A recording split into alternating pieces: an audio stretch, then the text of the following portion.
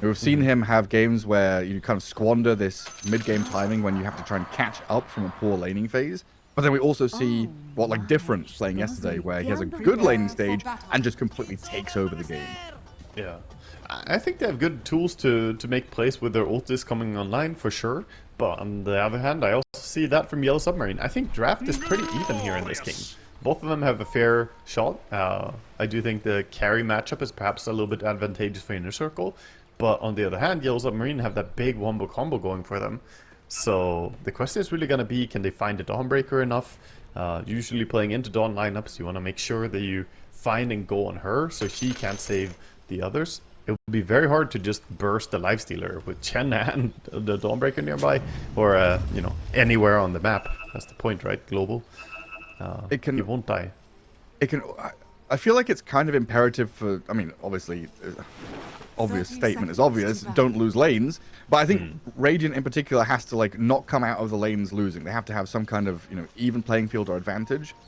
I have a fear from Inner Circle's perspective that if Yellow Submarine are able to kind of static the map and have Sven farm in the pockets, stack his Ancients, build him up, he can scale so much faster than like a Lifestealer can, right?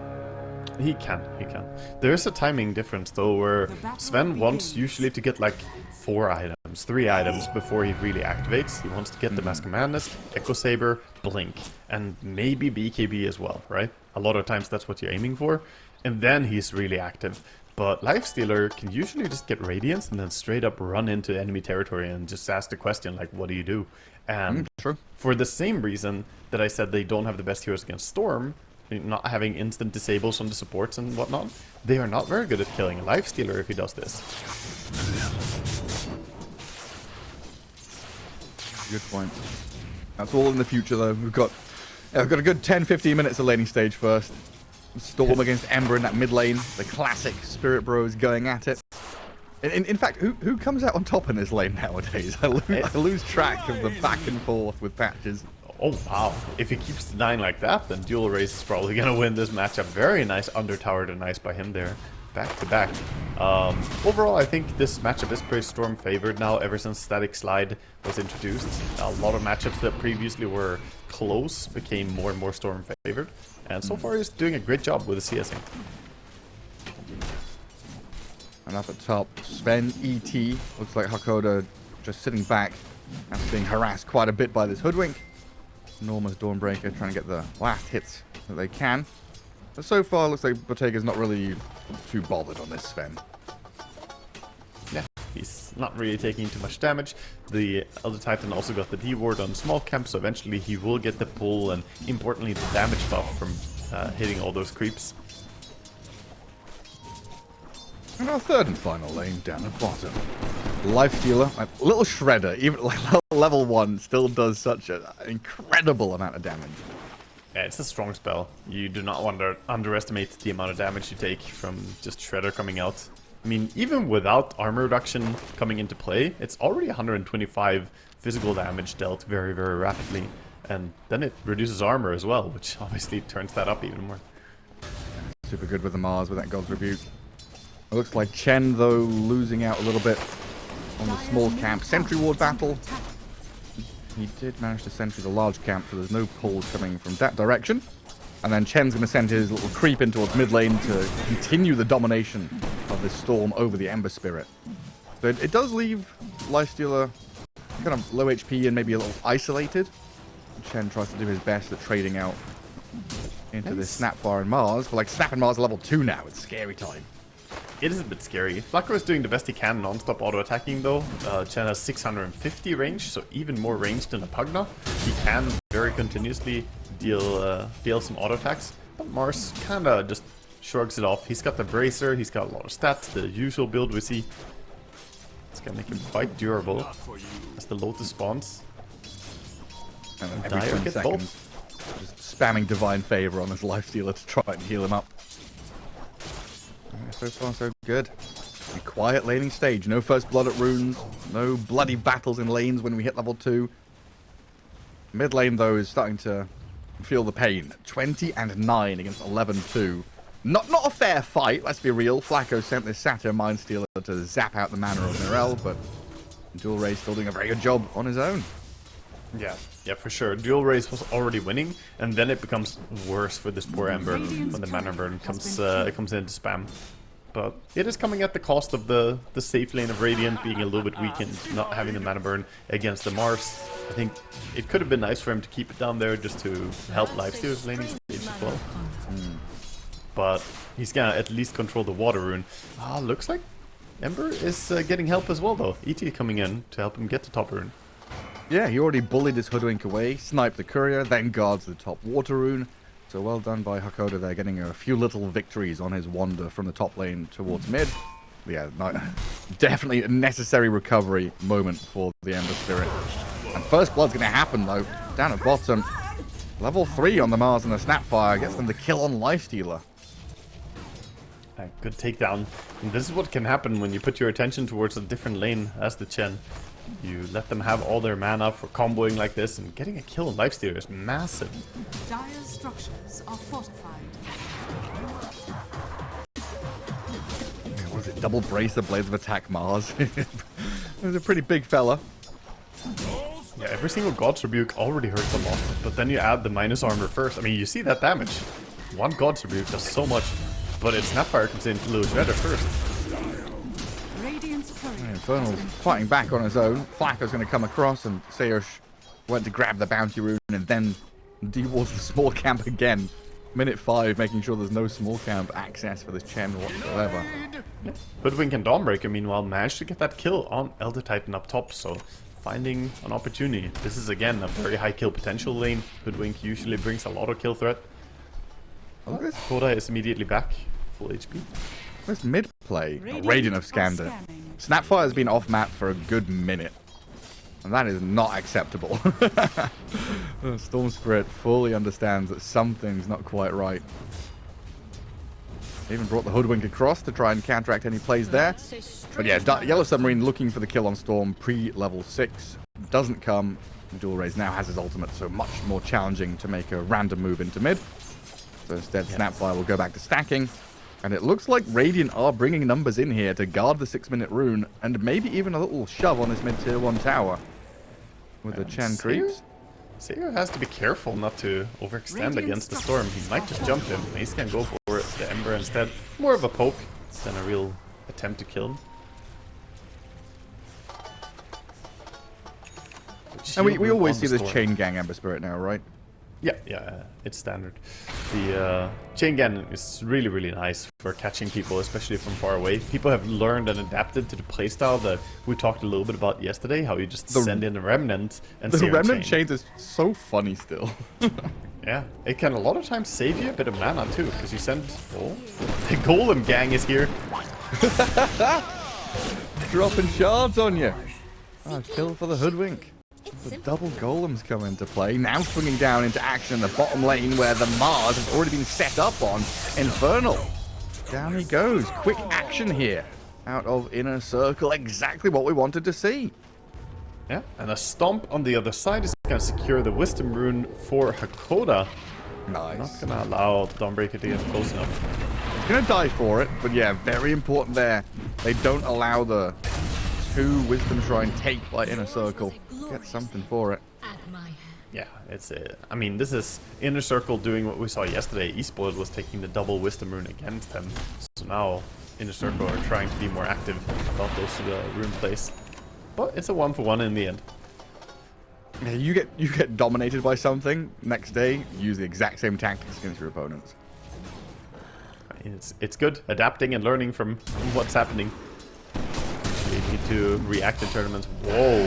If that spear had clicked him to the tree, he probably dies there. I think so. Yeah. And this is an uncomfortable situation. Look at his HP. He can't really just go back to base. That takes too long. He can't comfortably jungle this early on. So he has to somehow make it back to the lane. But you know the Mars is ready to God Tribute him again when he comes close. Yeah, get over here. Meanwhile, there's an Ember Spirit chasing down a Hoodwink up to the top left side of the map, but Dawnbreaker, having just hit level 6, trying to Solar Guardian in to turn the fight around with the Vortex and the damage. Ember Spirit's dead. He didn't have any Remnants, or? I didn't expect that to happen. I think his Remnant was on a slight cooldown. He just almost got it back. So overplaying his hand a little bit there. On the bright side, he does get an earn charge for dying. So, you know, at least he will have that when he respawns. And Remnant is still there. So even though his TP is on cooldown, he can just jump out immediately. Silver linings. It's a very gloomy day. I'm down the bottom, trying to make a play on this Mars. Alleviate the pressure a bit off this Lifestealer. We'll see if they can... Not if they can kill Infernal. Take him down to about half health. And this is, by the way, pretty common. We've seen this more and more from Mars players. Not getting the ulti at level 6. Instead, just maxing your QW and preserving the mana. Because one thing this build does not have a lot of is mana. You go for a ton of stats, that's really nice. But you can't really keep spamming all your abilities. Desperately needs that Soul Ring. There is a hero we've not really talked about or looked at that much. I'm looking at his last hit value right now. He's flying ahead. Big man Sven, 85 and 4. Is under attack. Yeah, some of these, I mean, quite a few of them are jungle creeps, which are worth a lot less, but still, he is having a very, very good start to this game. Got the Mask of Madness already, going for the Echo Saber, Blink, BKB, exactly the 4 items that I was talking about. There's no deviation when you play Sven. If you play Sven, you go for the build, and that's what you do. He's gonna leave top lane right now, as he says this area isn't really safe anymore, and he can farm jungle so fast anyway. So this is the worry I had, right? How do you mitigate the Sven problem? Can you play fast enough to go and take towers and make the map small? Can you invade to go and steal stacks or stop the Sven from farming? It feels like there are options, but making that choice of which option to go for is a difficult one to navigate. I like what Yoai is doing though. Even though he's having a kind of bad game on Lifesteal, he's activating. Going top, taking down this tower. He's going to bring down the tier 1 tower, so... Yeah, you lost your mid tower, but at least you're creating an imbalance on the side lanes.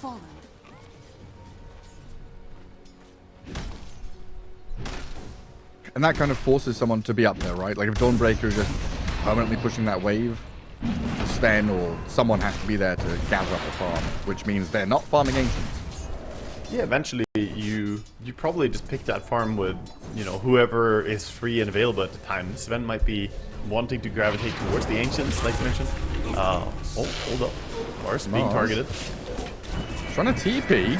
Solar Guardian's coming in, but it's not going to be in time. Too used to the Aghanims, you know, the quick landing. Yeah. A little bit too late on that, so wasted Solar Guardian. Mark's gonna be very happy about this. 4 heroes trying to kill him, and he survives. We talked about that being a problem against the Ember or the Storm, you know, lacking a bit of that control or instant lockdown. I didn't think it would be a problem when killing a Mars, but apparently you simply TP home. Stuns were used. Chen did not bring enough centaurs. He had the 1 centaur, but he used it already, I think. We've got level 6 on Snap. No 6 on the ET yet. But we'd love to see this Mortimer's Kisses get used for a kill attempt somewhere, and maybe this Hoodwink is going to feel the pain. No kisses even needed as they just blast her out of the game. It does mean, though, top rune is going to be gathered up by Dual Rays. And he's had the last few runes in a row, which is nice for the Storm. Yeah, these runes can really add up. The haste rune does open up his movements a little bit. He can maybe look to kill Mars, going on him before he gets to the point of having blink and getting active would be nice. But speaking of getting active, the smoke, they're just gonna find Flacco, but they'll take it. Any kill is a good kill. It's a kill plus a Chen army, right? Yeah, that's a point to make, that Chen always feels a little bit bad to die. Oh. Sven joins in. Yeah, you just come across. Infernal, though, has already died. Now Sven figuring that he can turn and slap down the Hoodwink. But now he's surrounded by 2 core heroes. Storm and Lifestealer giving him the old chase down, but Elder Titan's there with a Snapfire to the left-hand side to stop any further chasing. Yoai's got level 2 Rage, so I don't know if he's really under too much threat here. And yeah, once they bring the Chen down, they'll be able to defend the tower. Snappy snap. He's got a lane creep and a mana burner. That's not gonna cancel the TP out. Or this TP out. Everyone just TP in gate. Get out of there. And Sven goes straight back to farming Ancients. Yeah, not a lot of time wasted. Good respect by Yellow Submarine. They say that Dawnbreaker ulti should be off cooldown, so they play defensively. Sven leaves the areas. He already took a lot of damage. They got what they needed and then dipped out. Yeah, I'm just thinking overall kind of a win for Inner Circle. They lose the Chen and the Hoodwink, but they kill a Mars, and they defend their tier 1 tower. I feel like that's pretty important, right? Oh yeah, for sure. They cannot allow that tower to fall without a fight. They need to do everything they can to hold on and stay active. Because the way that Lifesteal is going to win against Sven in this game, in the carry-to-carry matchup, is to exert pressure and take over the map, which he will soon be able to do with the Radiance. The problem is, this Sven is getting massive. It's already 800 gold away from the Blink. Very possible that he's going to look towards Storm, you know, and get that important takedown. Absolute monster. Mortimer's Kiss is being thrown out onto the Chen. Ember Spirit sets that one up for another easy pick. But Dual Raise is going to go for the backstab on the Snapfire with a sharpshooter there. They've got the trade out on the Snap. Ember Spirit still probing. Moves around. Might be a bait and a turnaround though, with the Storm coming in and Hoodwink slipping away from the EP damage until that secondary Sleight of Fist. Now though, Ember out of Remnants. Couldn't get away. He sent out the Remnant during the slow from Overload, so the Remnant had no movement speed, so you had to wait longer to activate it. It's always a big thing when you send a Remnant as Ember. It's based on your current movement speed when you send it. So if you mistime it when you get hit by an Overload, which takes 80% of your movement speed away, that's really bad. Really rough one for him.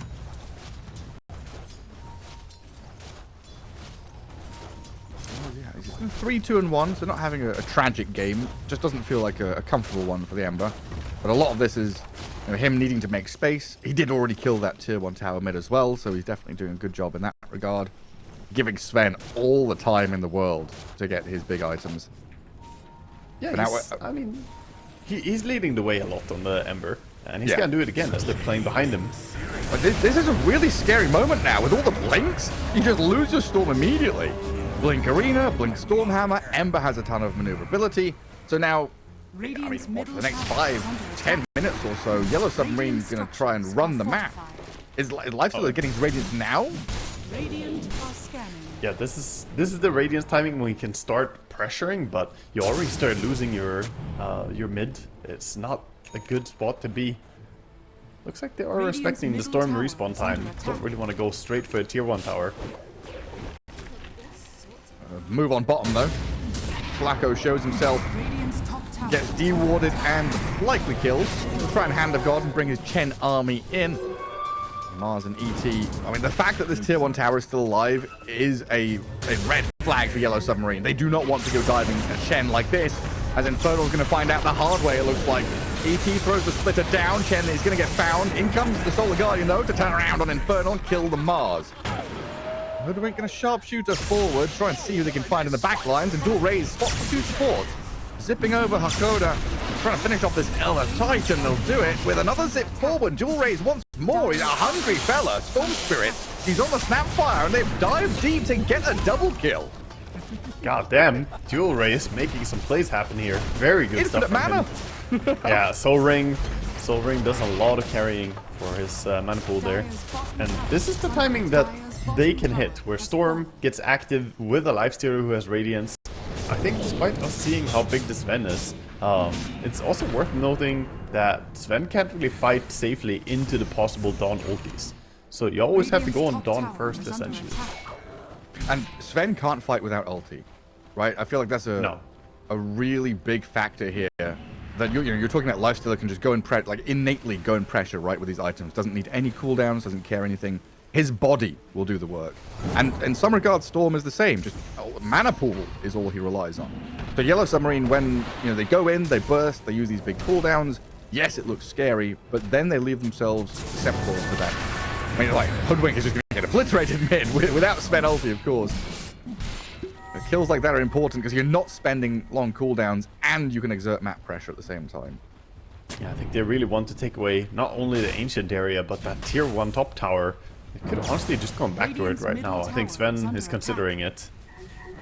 Yeah, just go and get it. Of course, there's no backdoor protection for a tier 1 towers, so easy takedown. Especially with like Tormentor timing coming up as well, and taking out this part of the map. Super high value. They're on the Mars again. Storm. Again being zipped on. Taken out by dual rays. 13 galvanized stacks now for him.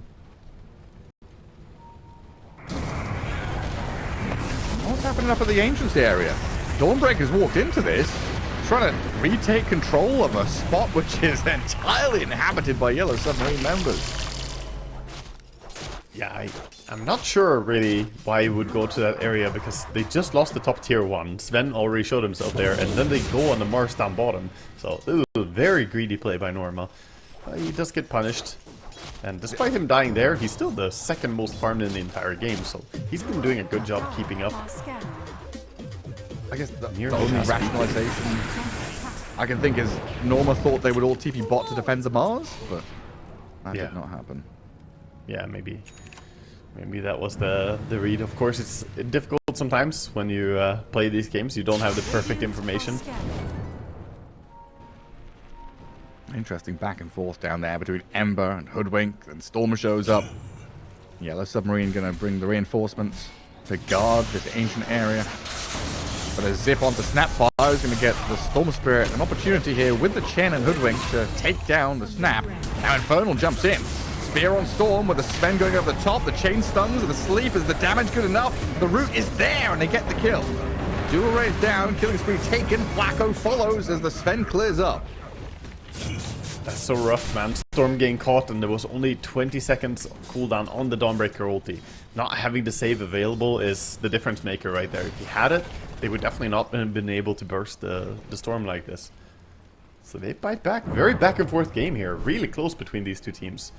Tough to say who's going to come out ahead, but apparently the Tormentor, nice objective that they're going for on the side of Inner Circle.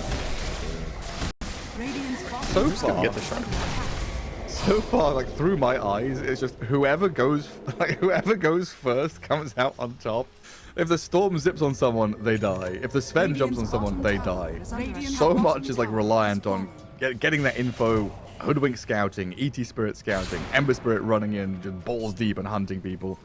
If you can find that good target for your baller heroes to go in on, it's incredible.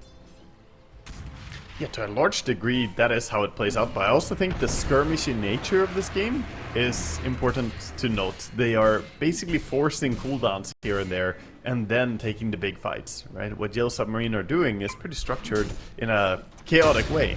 You go on the Dawnbreaker, make her ulti for herself, and then you open up the possibility to pick off somewhere else. I think the scrappy nature of the game favors Yellow Submarine a bit more, and the more structured and slow the game becomes, the more it favors Inner Circle. Yeah, because I mean, Hand of God and Solar Guardian, reasonably long cooldowns that Inner Circle heavily rely on. Let it calm again, as it looks like Sven is going to go back and farm up his Daedalus. While the rest of his team picking up active runes, playing around mid. Just trying to defend that mid-tier 1, which is still very healthy. Yeah, like, having this bastion of defense in the mid lane gives them so many options. It helps contest Roche as well, no matter what. If it's top Roche or bottom Roche, doesn't really matter. You can already see if it's a top Roche, you know, or bottom, either one, it's going to be hard for Inner Circle to get heroes over there. They don't have any of their tier 1 towers, whereas Yellow Submarine can easily reinforce.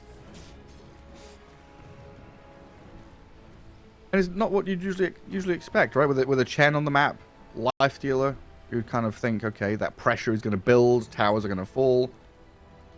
But from a very early point, Yellow Submarine were just bringing 2-3 heroes to bolster that mid lane and defend it as often as possible. Yeah, I would also give credit to Ember and how he's played this game. He stayed very, very active, and thanks to him putting his body in between the tower and the enemy, he's kept this tower safe. Radiant are scanning. Game enters a bit of a lull, but this is not the way you want to counter Sven with Lifestealer. I talked about how you want to go in, use the Radiance early on to kind of shut down the farming capabilities, but Sven is very happily farming the majority of the map right now, getting the lion's share as well, getting the Ancients farmed all the time, and he nearly has a Daedalus right now. He is 17,500 gold at 23 minutes, just massive. What are you? You're 30% behind? Like, oh, Sven is 30% ahead of the Lifestealer, right? That's a pretty big deal. 25 minutes into the game. Well, certainly. It's massive. They are smoking up and looking for the Sven. They're gonna see him down bottom, and that will drag them down here. But the counter smoke coming in. Both teams looking for this really pivotal next team fight. Solar Guardian ready, of course. Dawnbreaker off to the left side of the map. And this is going to come down to vision, information. What do they see? Who do they see? When do they see them? And with the smoke breaking on Hoodwink there, they know that someone's in the trees. So this Invis Storm is going to walk in, dodges past the Sentry Ward and goes to blow up the Snapfire first. In comes the Dawnbreaker, down goes the 2 support. Yellow Submarine in disarray. Sven trying to turn and fight, kills the Chen off. Supports for supports. Bloodbath battle in the bottom lane. It looks like Yellow Submarine still fishing for a little more, but the rage through the spear is going to keep Lifestealer alive. Ember Spirit, though, going for the dive forward. But the Spirit Vessel onto Yoai, and the stun from the Sven with the damage coming in. They're going to try and clap down on him, and they get the job done. Storm now getting cleaved. Oh my god! Okay, Sven! Who needs a Dark Seer when the enemy walks into you? God damn, getting the triple kill on the 3 cores is just perfect for Sven there. Cleaving off of 1 core into the next. I think they needed to cut their losses at some point there on Inner Circle. They got this false sense of security after the first bit of the fight went really well. Storm dodging, getting onto the backline, getting on the supports. But then we just see the damage. You have to sort of kite Sven or deal with him somehow during that ulti. And they just can't stand against it right now.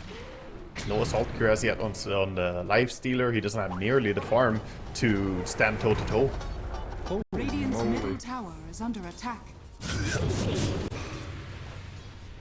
And it started so evenly as well. Like support for support. Storm kind of dodged past the sentry, went past the spear, didn't get caught. Yellow Submarine just with the staying power in these fights. Incredible chase potential. Kept it going as the Inner Circle feeling that they need to do something, trying to smoke again, dipping in with a Storm in the back, onto the Snapfire again with the Solar Guardian over top, but this ET stop slept them up for a moment, and it's become problematic here as the Ember Spirit zipping across, and a DD rune for the Ember. Well, Sven just where did Storm even go? Just 2 hits. 2 hits and he is gone. And now DD Ember's chasing you. Well, have fun with this one. You're going to jump into a dragon for a moment, but the damage is going to come through thick and fast. Well, this game feels like it's just suddenly over. Sven's too big. Just absolutely running them down. And even this Chen trying to run away, he's not going to get safety. The amount of reach they've got with this Mars and Ember Spirit. I don't know if that was a team wipe, but it felt pretty close. Cleaves him off his own army. Betrayed. And Sven with Gunpowder Gauntlet as well, by the way. It's just amazing. It's even more burst when you jump someone. You want all that instantaneous damage. Say goodbye to your tier 2s. Down goes Now the mid one. cementing himself 10,000 gold ahead of the Dawnbreaker, who's the most farmed. Hoodwink is dead to Ember and Mars. Death Squad is here, ganking and hunting people down. Squirrels wouldn't stand a chance. I think at this point, Roche is definitely on the menu as well. He doesn't have ulti on Sven, but I don't think it matters. He has Daedalus, can easily just take this down with the help of ET. And the buffs are coming in. He has drums already on ET. Solar Crest is almost done. Then he can start really buffing up this Sven even more.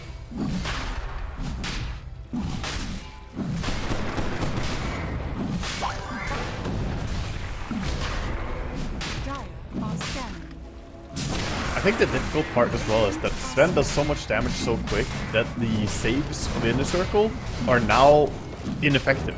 You don't have time to give any buffs. You don't have time to heal and give the bonus armor. Chen, he doesn't have time to get away either. Nope. No time for anything.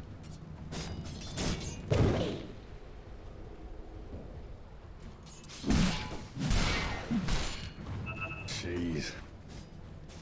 I mean, at this point, it's cut waves and split push time, right? You're 10k behind. Yellow Submarine are running the map.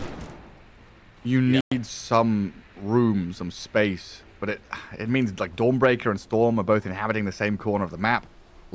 Lifestealer, I can just imagine what's going through his head now. Like, oh, I can farm this. There's one camp or these 2 camps over here. Great. Then back into base and hide away. Yeah, it's not a good feeling. And right now, Yellow Submarine doing a good job just grouping up. They recognize that they are strong. They don't need to play the entire map anymore. They just need to get these big objectives. So they're conceding some map control. You can see actually Radiant are playing the bigger field right now. But objectives are falling. Tier 2 tower gone. That's 2 down already. And they might even knock on the high ground just to force someone home. They have the Aegis. Might not even just be about forcing someone home. They might take you racks here if you don't react properly. Yeah, that's the key word, right? Properly. Like, if you react here improperly, you might just get wiped by the Sven and ET. Oh yeah, for sure. And now maybe Storm Spirit stuck around a bit too long bottom. Ember is going to start running down that lane and hunting. We'll see if the rest of the team can connect. Cross through that middle lane into bottom jungle. But yeah, a lot of control here from Yellow Submarine to get 3 waves now trending across the river. Resetting and pruning all the setup that the Radiant have done. And then a catch on Hoodwink just gets blown up by the Mars and Snapfire. Easy pickings as that Dire Observer Ward spotted her wandering into lane. It's tough when you're a little rat and you just want to scurry around, but then someone cuts all the trees in the neighborhood and puts up a giant wall, a perimeter that you cannot leave. Poor Hoodwink. At least the Chen creeps are still up there, still split pushing with the creeps. So Hoodwink's a dingo from Australia then, huh? Yeah. It's Australia, right? It has like the longest fence in the world to protect all their sheep from dingoes or something? Oh, they do? I think so. They've for sure got a big old fence. I remember it's like a Simpsons episode or something. Australia fence. Let's see if that's. So we got the Great Wall and then we have the Great Fence. The dingo fence or dog fence, a pest exclusion fence in Australia, blah blah blah. One of the longest structures in the world, 5,500 kilometers. It's insane. That's a lot. What the hell? Yeah, we just have fences to keep the. Right? Yeah, we just have fences to keep like the moose off our highways here in Sweden. That's what we have. You protect the meese. Yeah, it's more to protect the people than protecting any livestock. Oh. I mean, a moose would do a lot of damage on the highway, huh? I mean, if they want to, you don't want to hit the moose just by standing there. Ludwig down for 30. In a circle, trying to just shove out lanes, get towers, whatever they can, away from Yellow Submarine. Yeah, you're playing keep away right now. Let the Taker go and take what he wants. Sacrifice bottom. The question is, though, is he going to be satisfied with that? But Togen might just go towards mid lane immediately. He has the Aegis, ulti is still going, no reason to back yet. If only we had the old Alliance S4 stat. Oh, they're canceling TP. They're going in on the Sven. They're trying to blow him up. That's first life down, but you've spent Mars has arena. Solar Guardian. Now Mars can look for his moment to go for the arena. Does catch the Dawnbreaker inside, but she's got refresh to pop back up and use some spells if she wants to. Doesn't want the BKB or Solar Guardian, so refreshed for nothing. But maybe with the smoke, they can use it now. Chasing forward and looking for a target they can go on. ET trying to break the smoke as Ember Spirit walks back up the high ground. Does get clipped by the bushwhack, but he's going to just run forward and deal with the Hoodwink on his own, while the rest of the Radiant trying to reposition themselves with a Solar Guardian forward. The Dawnbreaker comes in. ET Split is arriving though, and the BKB Sven is a massive problem. Dawn trying to BKB TP, successfully gets home. Meanwhile though, you've lost your Storm and your Chen. He doesn't have rage anymore. The Sven is able to stun. They've got chain disables for days, and that's 4 in a row. No buyback on Lifestealer. Triple kill for Ember. Yellow Submarine just in the drive. Look at the Ember diving tier 4. He's feeling invincible right now. He's got 46 armor on the Ember, by the way. Not an easy hero to kill. Got that Shibas build going, and it's working out really well. GG gets called, and that's going to be game number 1, going the way of Yellow Submarine. Once they got the items they needed on Sven, he activated, he did a lot, but to me, the standout player, even though Sven was 11, 0, and 6, the standout player is probably their mid laner, Mirel. 12, 2, and 13 on the Ember. Quiet Exine Chronosphere be the counter to Anti-Mage to stop him from blinking away. So then you've got Chrono, RP, with the Invoker spells as well. It could be a challenge for the AM to just have staying power in these fights, but curious to see what kind of item build he goes for. AM has gone through a lot of shifts and changes over time, right? Is this Dominator AM time, huh? It is. Yeah, that has been the meta lately. Queued. He already queues it up. It's gonna be Dominator into Power Treads into then Battle Fury. Is usually the way people go. So it's essentially just a delayed Battle Fury. Dominator is too good to pass up on in current patch. As we see Void already queuing it up as well for Faceless Void. And we have Dominator queued up on the Centaur as well. Or are we gonna have the Dominator Magnus? I think most of the time we actually just see double Bracer, but no, he has a crown in his inventory. Very suspicious. You know what item you can build with a crown, Gareth? Available. It's a headpiece. I'll give you that as a hint. You know, it's a Heaven's halberd. You wear a halberd on your head? Yeah. I mean, sounds pretty brave. What if it falls? Oh no, it's attached to my helmet. Oh, I see. Okay, one of those. Yeah. Pointy so helmets. I lean forward and you do the charge. A friend of mine fell off his horse into a crowd while wearing a pointy helmet. He could have stabbed someone. Yeah, we're doing the Royal Guard, mounted Royal Guard, and I his thought you were horse. going to say your friend fell off a halberd for a second. Yeah, no. Yeah, no, his horse went halberd? crazy. It went crazy, just started running down the street and then threw him into the crowd head first with this pointy little spear on his head. No. Yeah, I just saw how he was going to disembowel someone, but instead he just got a minor concussion, and honestly, not too much lost in that brain, so he was fine. What was happening mid? Shadow Fiend's dropping pretty low. So Sunstrike for CS on the range creep. SF decided to body block it, but then took a lot of damage from the auto attacks as well. So far so good for the Invoker, who dodges that race narrowly. So SF was trying to stop the range creep dying and then tried to deny it, but failed. Yeah, It was exactly. like a good move, but dual raise came out on top. Yeah, dual race so far playing lane cleanly and faces Void. Ooh. That's a lot of damage. And he has cooldown on Time Walk. They already forced Time Walk once, and he's down to 40 HP. This is the concern about picking Void into that lane. It's great for the game, but how good is it for the lane? The concern of giving Infernal his Centaur as well, apparently. Already having a great time up top. Having 3 denies already from the first couple of waves. It's an incredible start. Sayush also regains access to large camp. Hasn't blocked small camp, but I have a feeling Pugner's not going to have a chance to actually pull small camp in this lane. He's gonna have to, because no way Faces Void can stay this far down on the lane. So he's probably begging for it right now. Like, reset the lane. I can't farm down here. It looks like Magnus is having an equally impressive lane start down bottom, though. Anti-Mage isn't being pressured like as much as the Faceless Void, still getting there with the last hits. But Norma having a nice time here. Hoodwink against double melee is always going to feel pretty good as well.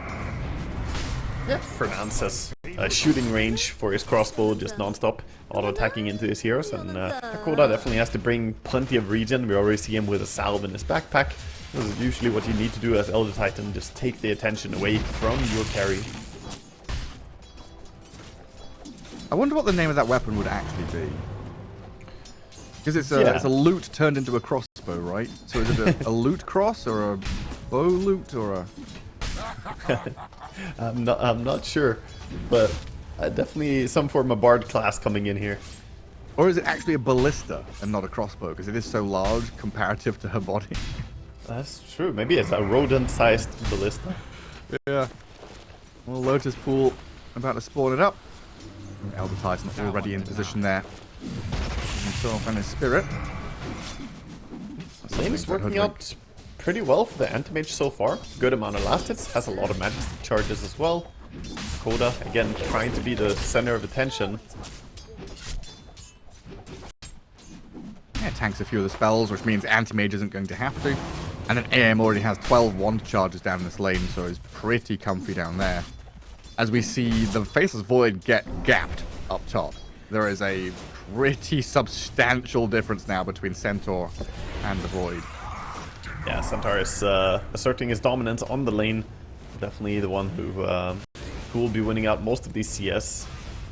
But Pug not doing all he can to harass. Doesn't feel great though, harassing into a Centaur. You know that if you overstep a little bit, you're gonna get jumped. Right now they're going on him. Yeah, he's gonna try and slip through the trees. Fog working in the favor of the Pugna there to stay alive. But this is now Centaur with Helm of Iron Will, Lotus, and 6 stick charges. But they're giving him the damage, clicking him down, dropping him low. One more hit might just do the job. Oh. On the tower. Oh, he dies. Sayer's trying to trade back on the Flacco, does get the kill. But first blood for Dire. Yeah, very nice there. Sunstrike. And on the Got mark him. as well. Things are working out. The Sunstrike as well without any setup. Dual Race showing his proficiency on this Invoker. We've been hyping him up a little bit as the, we've had previous experiences with Dual Race on this Invoker. Definitely his best hero, I would say, that we've seen. Big recovery. Big recovery. 'Cause that top lane was starting to, not be a contest anymore. And now Snapfire going to go and stack some Ancients before returning to lane. Centaur does return full resources, of course, but now has to deal with the Pugna harassment on his own. So a lot of things going right for Inner Circle just off of that one move. Oh, playing it nicely as well, Infernal. Double edges him, and Void, if you're not immediate with time walking away, the Centaur Stomp follows up, and then you cannot mitigate the damage anymore. Cookie on a creep. Sunstrike's going to come in here and tag up Infernal. Faceless Void steps forward. There's another grenade. Stomp and double edge here, though. You've got to be careful with that Nether Blast. The right-click damage, though. They get the job done. Yowai with 14 wand charges shouldn't be really in too much trouble. He's going to step back and away. That's a quick death as well, so barely gonna have his TP in time to get back to the lane there. Really good start for Inner Circle. ET? Lane that I was most concerned about. Hefty punches, kills off the Hoodwink under her tower, but then dead to Norma. That's going to push the Magnus that little bit closer to Helm the Dominator as well.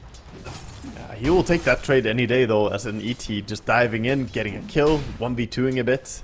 And again, Antimage getting ever closer to his Dominator. The 4 Dominators. If you play on the side lanes, you're going for a Dominator in this game. What about the mid lane? Invoker going Midas? What? That's the weaker Dominator. What? Illegal. We have been seeing Invokers go Dominator as well, by the way. It's been more common, and I actually think it's way better than the Midas right now. But not getting with the patch dual race. What is this? Yeah. Midas is cringe, honestly. Just the cringe item. Oh, what? Wait, what? AM just got Sunstrike bottom under tower. They were trying to kill Magnus. AM dies. ET survives. Yeah, that's crazy, actually. Infernal? Obscured. Oh my God. Wait, what's Sunstrike cooldown? When's it ready? It's still on CD for a little while. It's gonna be hard, but I mean, he is within kill range. He's gonna see him now. Fernandes, though, walks into 2 of them. Sunstrike's ready. He's coming. He's trying. Doesn't land at this time. Infernal juked that one hard. He does not want to have a repeat happening. I'm losing track in this game. It felt like Yellow Submarine were just storming away all 3 lanes, looking hot. Then Inner Circle, these nifty little plays, finding openings, like obviously through Sunstrikes. Like, Dual Raise is doing some heavy lifting without even leaving the mid lane. The power of the Centaur Invoker. Not only are you helping your side lanes, but this is helping yourself so much on Invoker. Invoker needs to get Sunstrikes. He's gonna try for another one top. He misses it this time as the cookie disconnects the chain stun. It must be such a weird shift in mentality as well, where Infernal is like, oh, I'm dominating. I've got all these denies. Faceless Void doesn't have a, making the call, right? Like, Void doesn't have a lane. He's getting annihilated. And then all of a sudden you die twice in quick succession. Like, he died, respawned, then pretty much died straight away again, right? Yeah. Yeah, it's And now scrambling to get the helm while Magnus has just finished his. It's definitely awkward, and the level difference is also going to make him very uncomfortable here, as level 6 is up on Void, and he's only level 5 on the Centaur, so the Chronosphere is available, could set up a guaranteed Sunstrike. You cannot cookie to reposition during the Chrono, and yeah, we've seen what Jewel Race does even without setup. With setup, of course, he's never going to miss out on those opportunities. Midas completed 840 for the Invoker, actually topping the last hits chart. 18 denies, 46 last hits. He's got 4k net worth. Yeah, he's 400 ahead of the AM. Norma, with the help of another Sunstrike, gets the kill on the ET down bottom. Has his little Centaur body. Anti-Mage has one of his own now as well. When Helm's going into play. Radiant's middle tower is under attack. We're all getting Centaurs here. I think Faceless Void is about to take a Centaur as well, so it's gonna be 3 Centaurs. He got his Dominator delivered now. He got his, so yeah, 3 Centaurs are dominated already. And Plus normal Centaur. and then we have regular Centaur who's gonna get his Dominator coming out. Is he gonna find the Centaur as well? We'll have 5 Centaurs. I hope so. Yeah, look at the large camp and the other ancients. There's a Centaur in the stack. Is this lane, dude? What am I watching? This isn't Dota. What's happening? It's gone through the gate. The second Centaur's here. Oh, third, sorry. Too many Centaurs! What is happening? It's a stampede. He's going to stop and sleep them, bushwhacked up, and Sunstrike's coming. So Hakoda in an awful lot of trouble as he's decrapped and chased down by Yoi. Just a couple of hits to finish off this Elder Titan. Come on, Flacco, get the job done. Then transfer all his energy into the tier 1 tower push. Okay, but one Centaur is diverting the next creep wave. He's going to cut the creep wave. Probably not enough to stop them from taking this. I mean, Magnus is like half a Centaur as well, right? He's basically Centaurish. Look at him standing next to him. I've had this argument with my editor before, and Magnus is indeed a horse, not a Centaur. Sorry, he's a horse. How is he a horse? He's like a rhinoceros. He's a horse. He's a Magnosaur, or is it Magnosaurus or something? Okay, so I've been saying this for like years now that he's a horse, and I kid you not, Kess on release has a voice line when he meets Magnus and says, "That is one ugly horse." So it's confirmed, it's a horse. No, but that's like when Borat goes up to the tortoise and says, "What kind of dog is this?" It's not a dog, is it? He's just stupid. Kez is just an idiot. No, I mean... What do you mean, no? Yeah, he is. Yeah, he is. What a horse is. A literal bird brain, actually. You're okay, It's fair. a bird brain. I'll concede that's true. It's not very clever. Dire's courier has been Oh, killed. up top, bit of damage. Can he get him low enough to set up for the Chrono? He's gonna go for it. Sunstrike. Does he have to damage for this?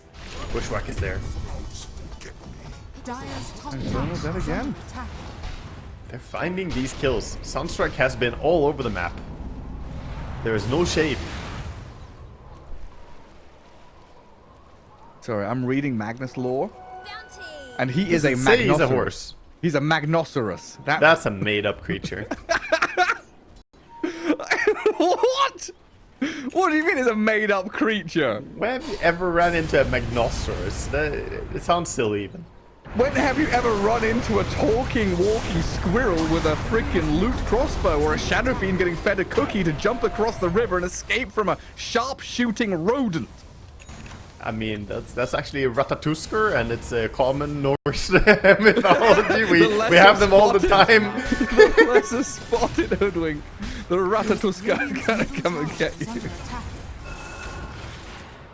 Ah, yes, the classic green skeleton man coming to blast my buildings. No, not my house, green skeleton man.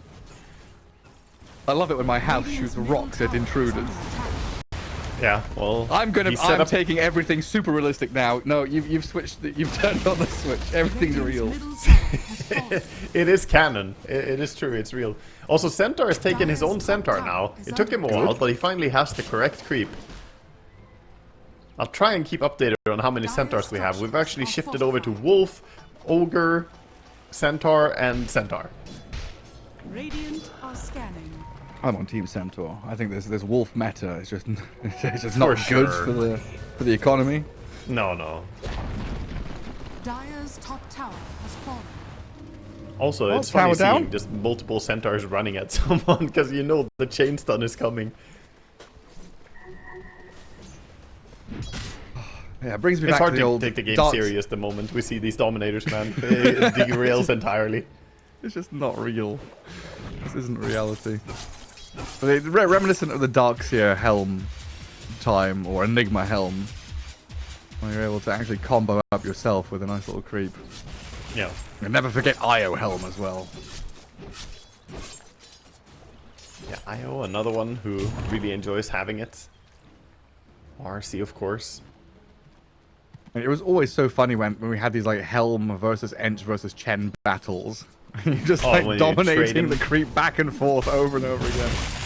Yeah, it's kind of silly that you can't dominator the dominator creep because it's now a hero creep and you can't target hero creeps. So, oh, a chain stun is coming in. The centaur, he's gonna follow up with the centaur into a stomp. That's a lot of stuns.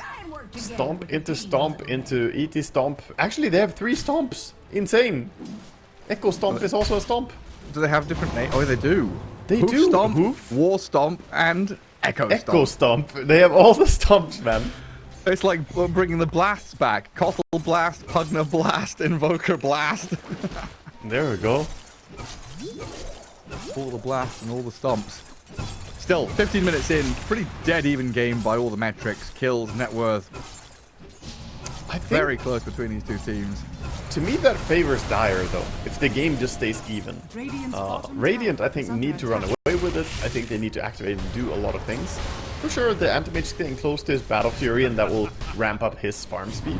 But you don't want to go silently into the late game against the Faceless Void Magnus. Radiant are scanning. Yeah, you're getting shoved in multiple lanes. This Invoker just coming to meatball mid. Bottom lane was shoved by 3 heroes, which gives Faceless Void a lot of free time to farm up top.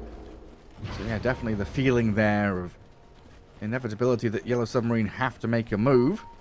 They've smoked up their Snap and Centaur to try and come in behind this Hoodwink, who has just shown herself with a couple of spells on the wave. So Fernand's annihilated by the gank squad coming in. Anti-Mage tries to secure it, but Snapfire says, "That's mine." Yeah, easy yoink. Get that for herself. Anti-Mage is still gonna get rich, though. He can hit creeps. It's all good. I like She's these coming games. towards mid. I like these games where no one's been shut down and everyone has farm. So we actually get to see Dire are how the teams, like, in an ideal world, planned for utilizing heroes. Let's move in from a Centaur to Blink Stomp, Chain Stunning Magnus. Nice, but the follow-through is lacking. They hit them with a triple stomp. The skewer back. Oh my god, they take down Centaur. That's 1 kill. We got him. Whose Centaur was that? Was that Centaur? That was Centaur, I think. Yeah, because now he has a Wild Wing Ripper, which is, importantly, not a Centaur. Centaur War Runner with a Wild Wing Ripper. Someone needs to write a poem about this. Big old wave up top. Gonna get cleared out by the Centaur, but he breaks his smoke on it. So if Inner Circle are paying attention, they'll have a pretty good understanding that there was some kind of move up towards top. No one's gonna show up there at all.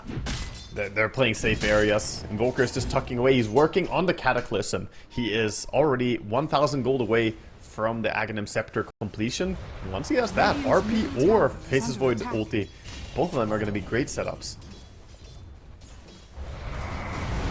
And Magnus just looking in this mid lane for a little fishing expedition. ET stomp into Mortimer's Kisses. Oh dear lord. And Flacco just walks away. Yeah, good luck nuking a Pugna. He's pretty fast. He just ran away from that. Just keep walking. Doesn't even have Tranquils, just the Arcane Boots. Fast enough. Yeah. I guess level 2 stomp, not quite enough to hold him in place for long enough. Well, the level 2 stomp was fine. They just didn't have the other 2 stomps along with it. That's where it went wrong.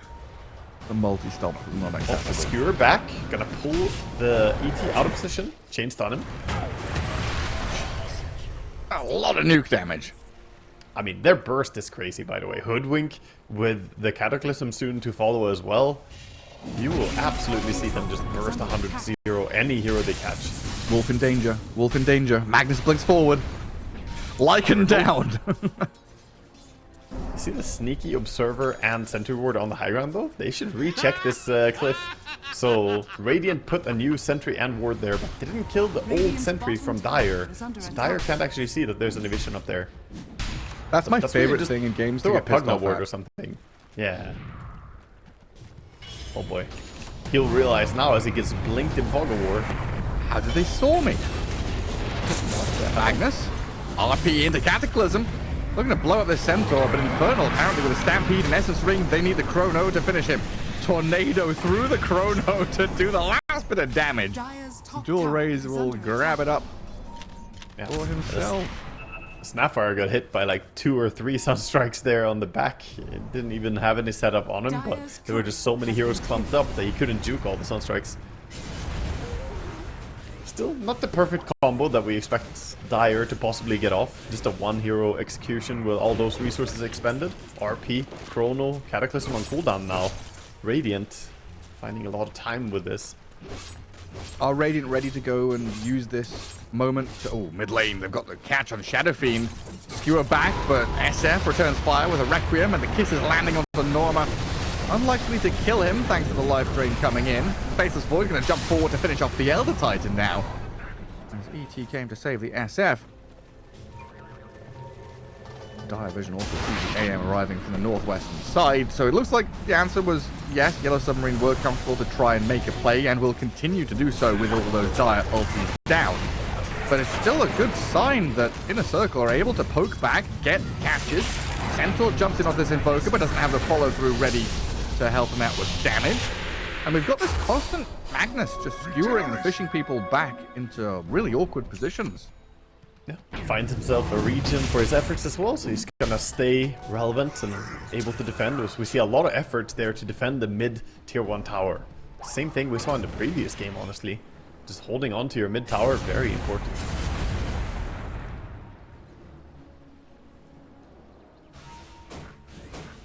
Mr. Anti-Mage not ready until Manta. Not He's 3 got his AM helm yet. and Battle Fury. Yeah. He also has backpack wards and sentries. Probably got them sent by someone like here. Make sure that you put some wards out there on the map. Radiant are scanning. Even Dire's middle scanning to tower make sure is the under AM's not attack. being ganked. Radiant's top tower Yeah. is under attack. Covering him taking the Wisdom, but instead it's going to be Tormentor being taken by Dire. They already have the Shard over on the Hoodwink, so the Shard is going to go the way of Magnus. Nice. Dire's bottom tower is That's under not bad. attack. The Skewer upgrade, we've seen him fishing a lot with the Skewer, so the range on it feels pretty good. Dire's middle tower is under attack. Oh, and he The immediately Skewer. puts it to good Middle use. tower has Straight fallen. onto Snapfire. Sentry down. Bushwhack into Sunstrike with a sharpshooter damage. Dire's More bottom than enough tower is to under take her attack. out. Oh, but down bottom. What's happening? Faceless Void slept up. Tried to jump in with a Chrono, but they've already killed off Infernal. An absolutely beautiful meatball, by the way, and I say that as a Swedish player. You know, I am certified expert here. Me and the Italians. I will say Dual Race landed that one just perfectly. The big copula.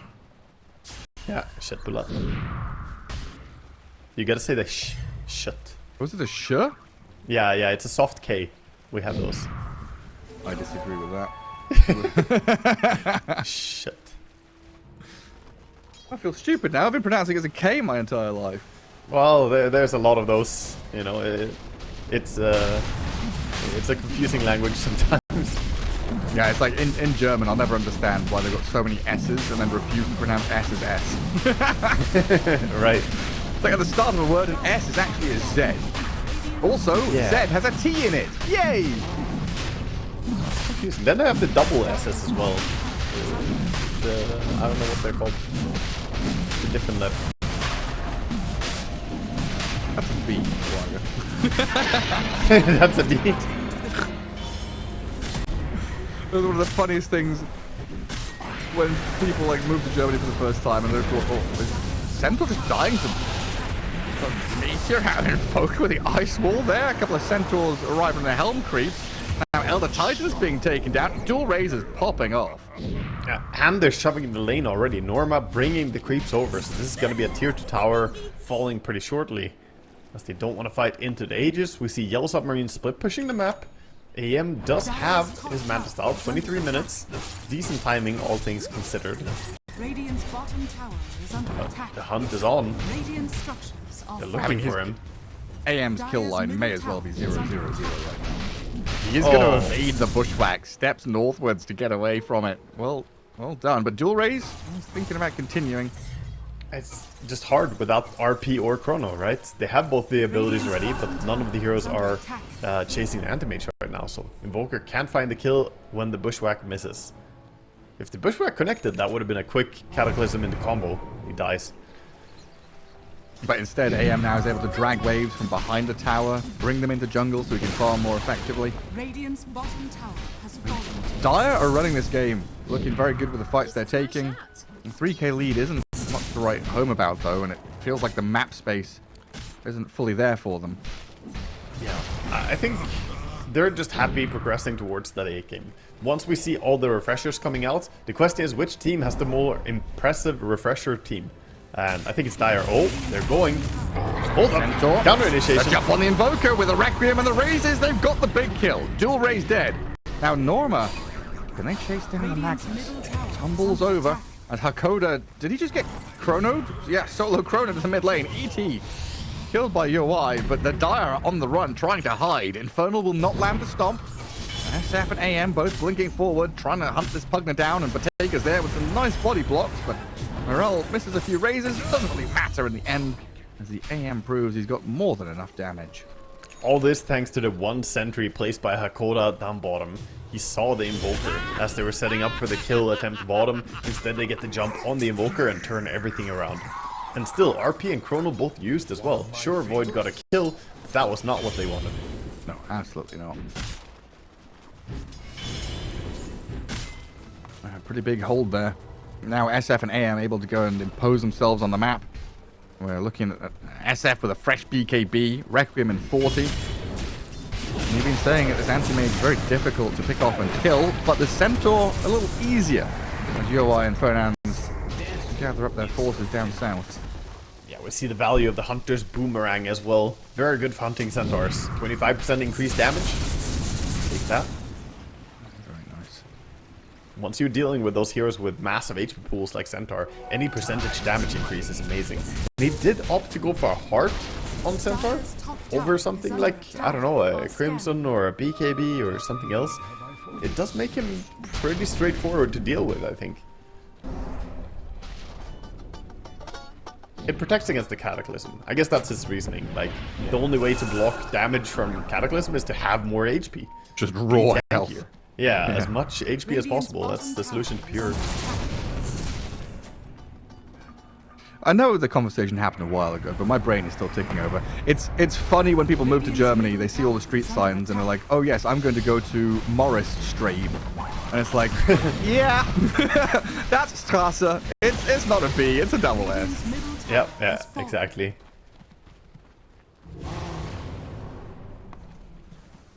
And I still think English should have kept the ampersand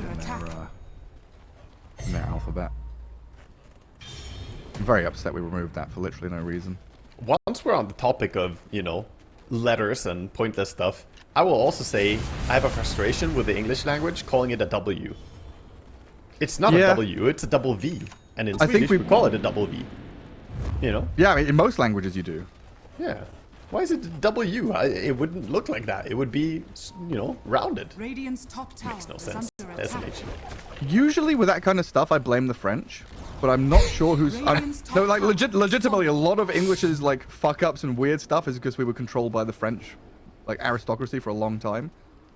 It's like American English is more closely related to like Old English than modern England English is because of the French. Here comes the wrap around by the Centaur. He's gonna get smoke broken on the high ground though. Spotted. Sees them coming.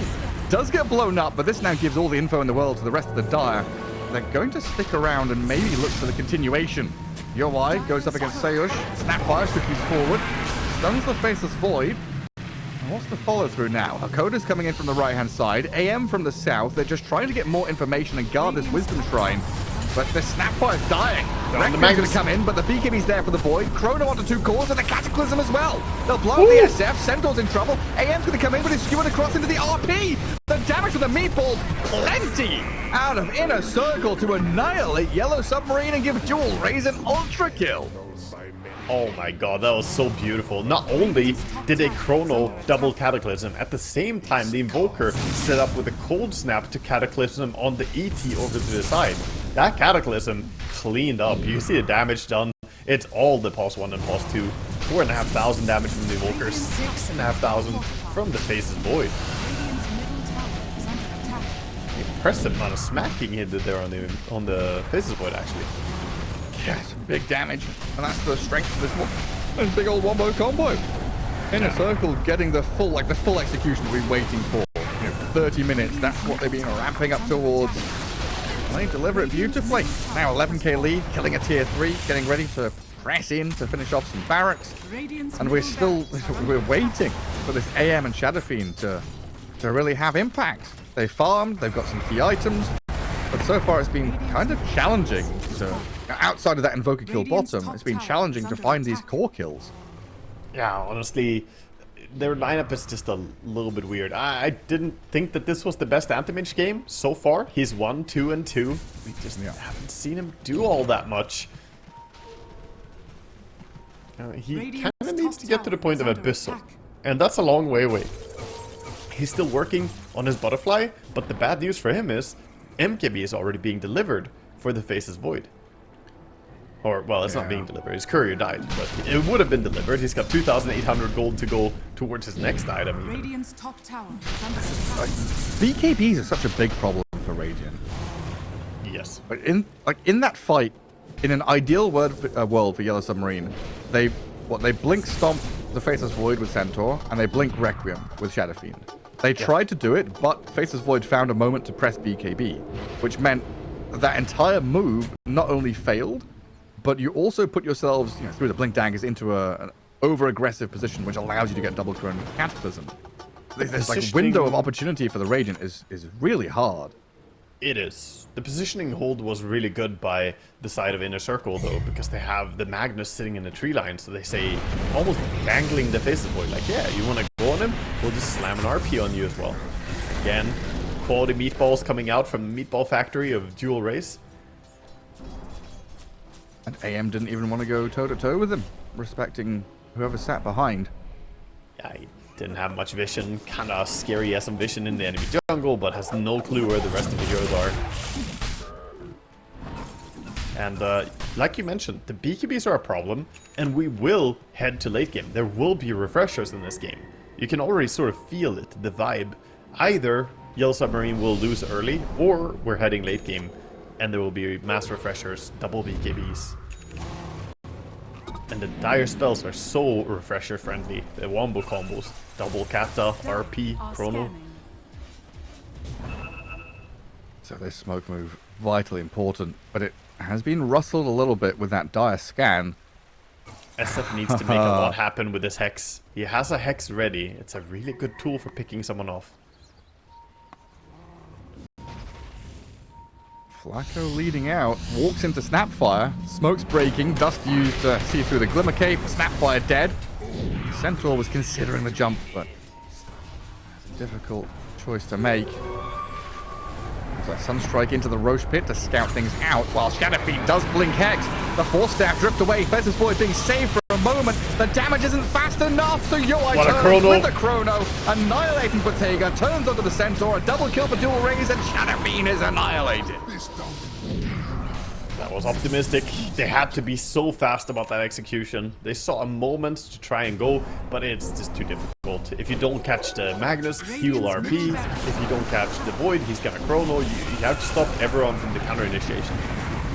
Imagine like one Pugna just force that Glimmer on the Void and he's out there, he's safe.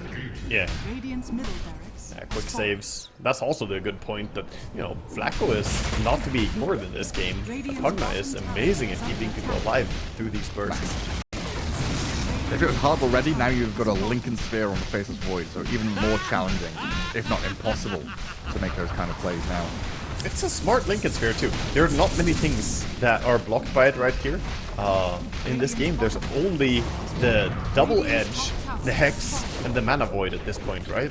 I don't think there's anything else. So it's going to very effectively block the Hex, block the Mana Void, or block the future Abyssal, which I'm sure is a big part why he wants the Lincolns as well, so that he won't get Abyssal jumped by Anti-Mage at any stage. It's a really frustrating situation for Yellow Submarine. Damn, down 2 lanes of barracks. Roshan about to spawn momentarily. I guess they have Dual Scepter on the Snap as well. That would be one more way to break it. But, I mean, good luck being Snapfire and going close to people. She's been blown up every time she goes anywhere near people. Dear Lord, his DPS is getting high.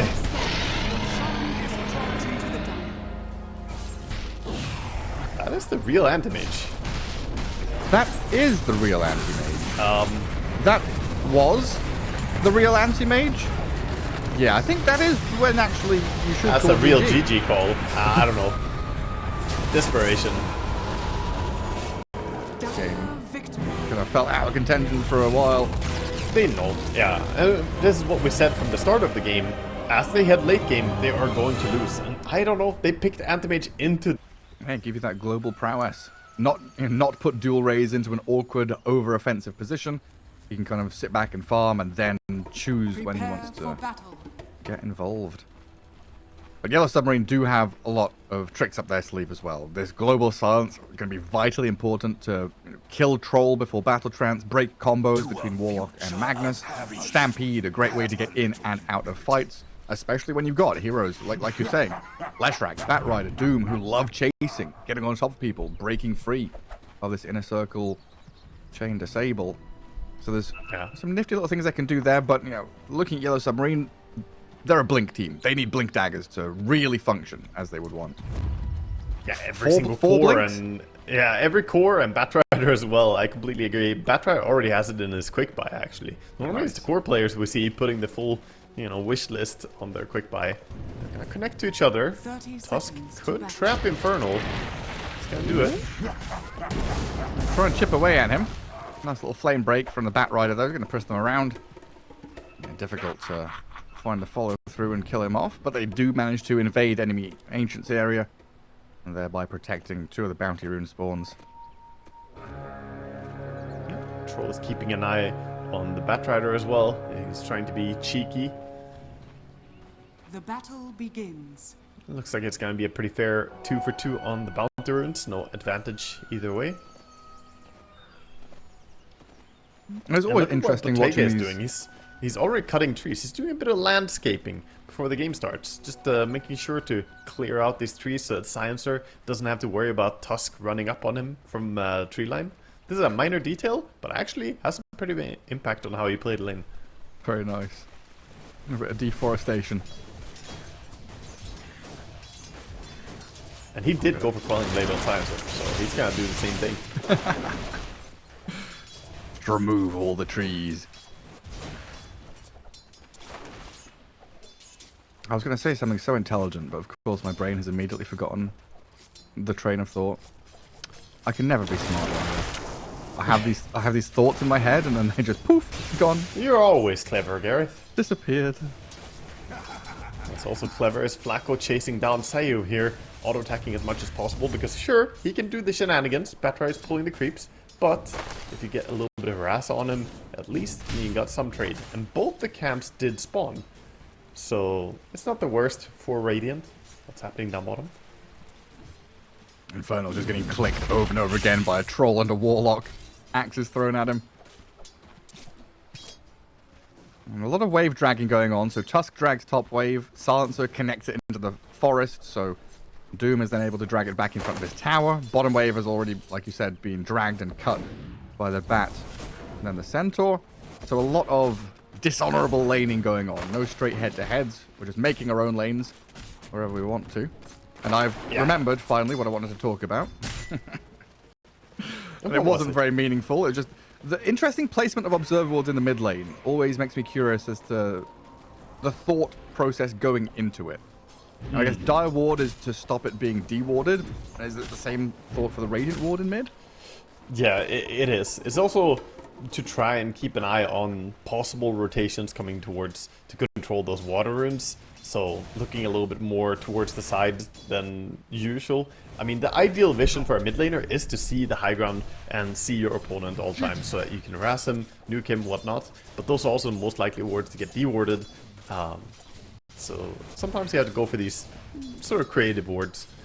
It's kind of funny that it's very mirrored, though. It looks really nice. Yeah, that's what caught my eye. I was like, oh, they both did a very similar thing.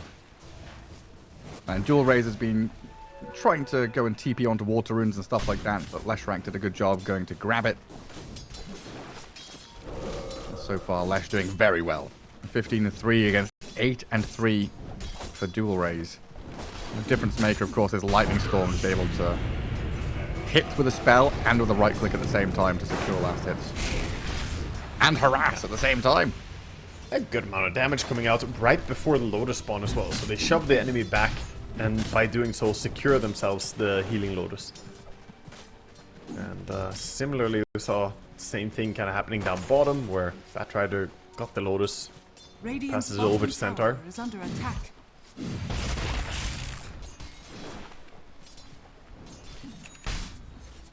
CS-wise, the mid lane is looking amazing for the side of Leshrac. Mirel having a really, really good start. 20 last hits versus the 11 of Nature's Prophet. Or 10, sorry.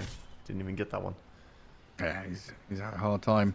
He's going to try and TP top, though, to fight back in that top lane. They go onto the Doom, tag team, and the damage from Nature's Prophet with the Magnus is there, and it's enough to find the takedown. And without the Nature's Prophet there, that was a turnaround for Yellow Submarine to kill both heroes. Very likely would have died. Important that Dual Raze shows up.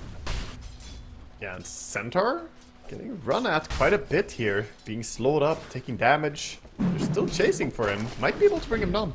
Yeah, another round of ranged axes and another couple of hits, but the Lotus is there to keep him topped up and alive. It does have a wave that was dragged back by the Batrider at the same time. Everyone just scraping the bottom of the barrel, looking for whatever they can in some of these lanes.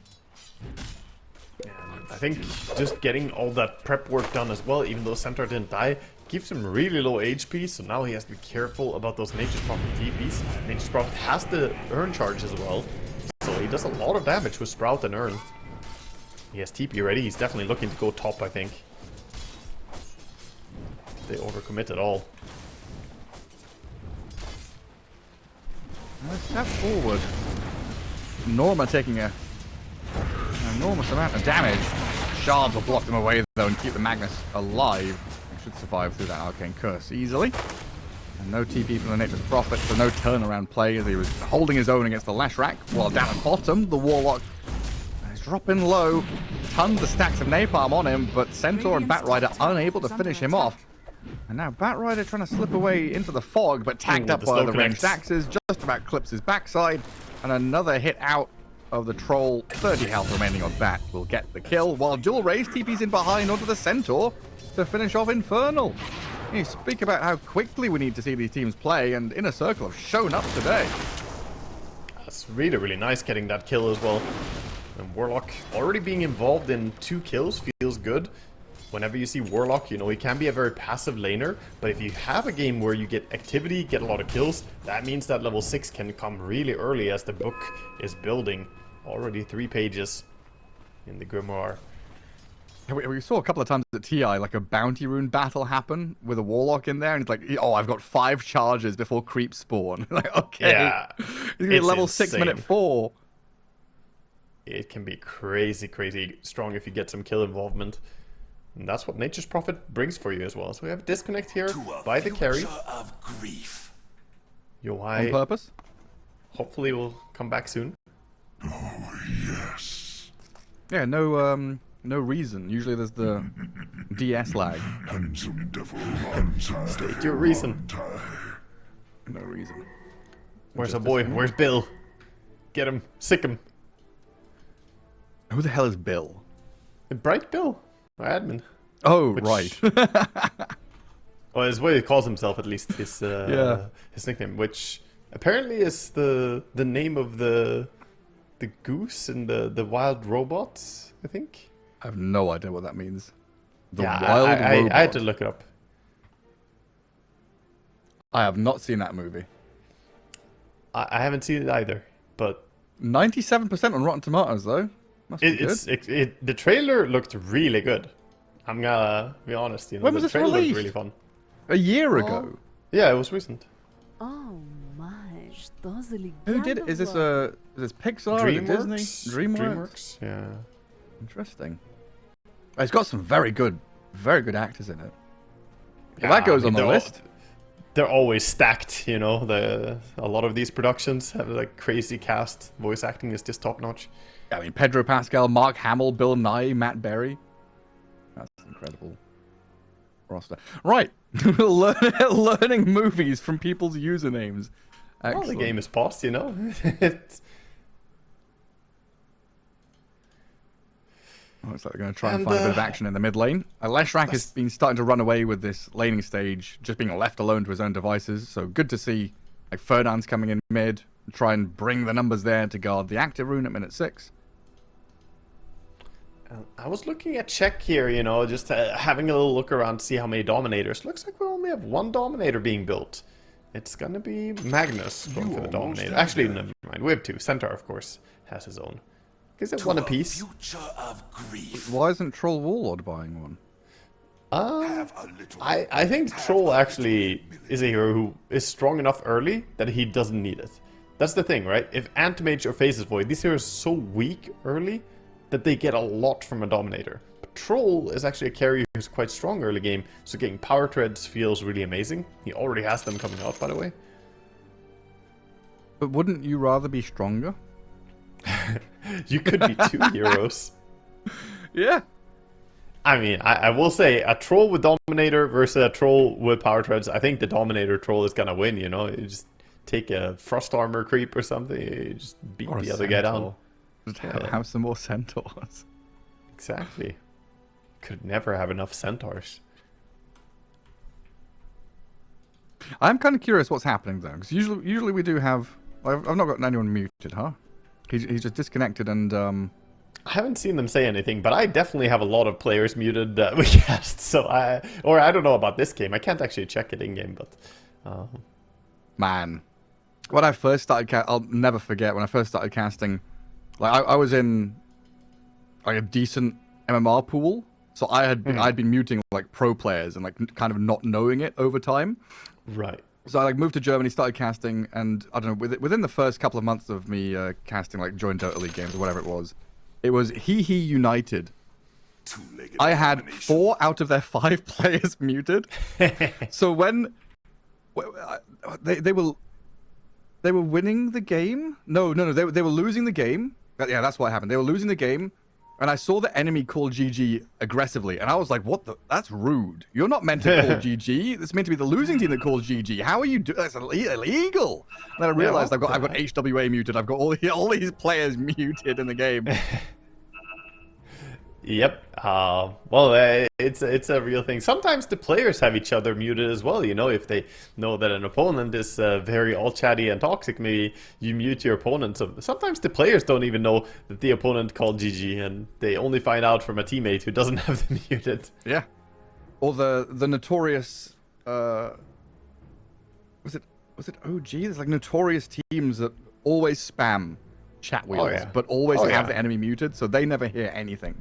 I mean, that OG were so hard on the mental warfare, right? And I think some of them did mute opponents to not get hit by the same thing back. I always respect the people who keep it open. Look, the admin also got the name wrong. He spoiled. I made the same mistake because their logos look the same. Who? Abomination. I was like, why is Dual Ray saying who? It's very obvious who he's talking about. No, he said the wrong team name. Hello, Aztecor. Inner Circle. Oh, did they get extra minutes because he said the team name wrong? They had 5 minutes 2 minutes ago, but now they got 5 minutes again. I just hope he comes back, because we've had a couple of situations where people have lost their internet and had to go to an internet cafe, which, you know, could be... Yeah, it's honestly a bit concerningly long, right? Because normally if your game crashes, you're back immediately. If your internet goes down and you reset your router or something, you're usually back by now. We're kind of entering that scary period where he's been gone for 5 minutes or so. And that's when you're not sure, will he come back even? That's when it's like, is it DDoS? Is it medical problem? Is it like PC has exploded? Graphics card is set on fire? You know, you start thinking, or is it, you know, dog at the door with a pizza and he's had to go and answer it? Drowning. That's yeah. I'm sorry, guys. I gotta go. My fish drowning. BRB, fish drown. I don't know. I mean, this is where... If you do have internet issues, having like a mobile network that you can just hop onto is a resource that a lot of my former teammates have used when they were targeted by DDoS. Just hop over and play. Yeah, I remember Weeha, who used to just connect on his phone instead and play, because people were after him. When we were in the same team, Weeha would constantly get DDoSed and he would just swap over and play with 120 ping and some packet loss on the phone instead. But better than nothing. What team was that? Skip that phone. Just hop over and play on your Steam Deck instead. That was for Clovers and Leprechaun, which basically everyone has played in. Every time I look around at different players on their Wikipedia page, so many of them have played in 4 Clovers and Leprechaun. It's KP and 4 Clovers. yeah, exactly. I mean, 4 Clovers was around in many different iterations, but I played there together with Weeha. Bambo was there. And, did you play in the defense? Because I remember 4 Clovers and the defense. Oh, you mean the tournament? Did you come over to Germany? Because I remember, like when I first moved to, we had the defense 4 or 5 or something, and I remember 4 Clovers playing in that. I never went, but I played in the online parts of the defense, I guess. But I never went to Germany for it. I can't remember who. Let's see if we can find that. I mean, did you ever get done by DDoS? Because that was like notorious back in the days, like Wild West. Yeah, Skype sure. open, you got DDoS big time. Yeah. I mean, I literally stopped.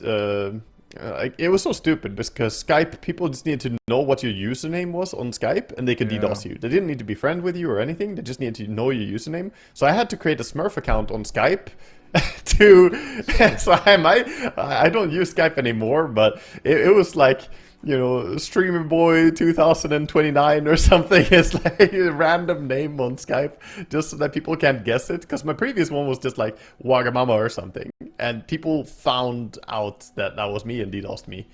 To a future so yeah, I definitely got done by DDoS, but I similarly also had, you know, mobile internet to swap onto. But I mean, I feel like it was a rite of passage in the day. Hell, even TI got DDoSed back at, was it TI 4 or TI 3? I can't remember which one. TI 5 maybe? 5 I think. Had major DDoS issue where the entire arena just didn't have connection for a while. That was insane. I mean, we had a Dota pit. That also happened there. I remember there was one of my first UK LAN events when I was still doing it as like just a hobby, not full-time. I think... Yeah, it was me and Pyrian Flax. Yeah, it was me and Pyrian Flax were meant to cast Dota. We had like woken up, you know, 10 a.m., got to the venue, set up, we're ready to go. And we had to wait until Team Fortress finished their like round of games or something before we were allowed to have the stage or something like that. And then the Team Fortress game or series ended. There was like an American team against a European team.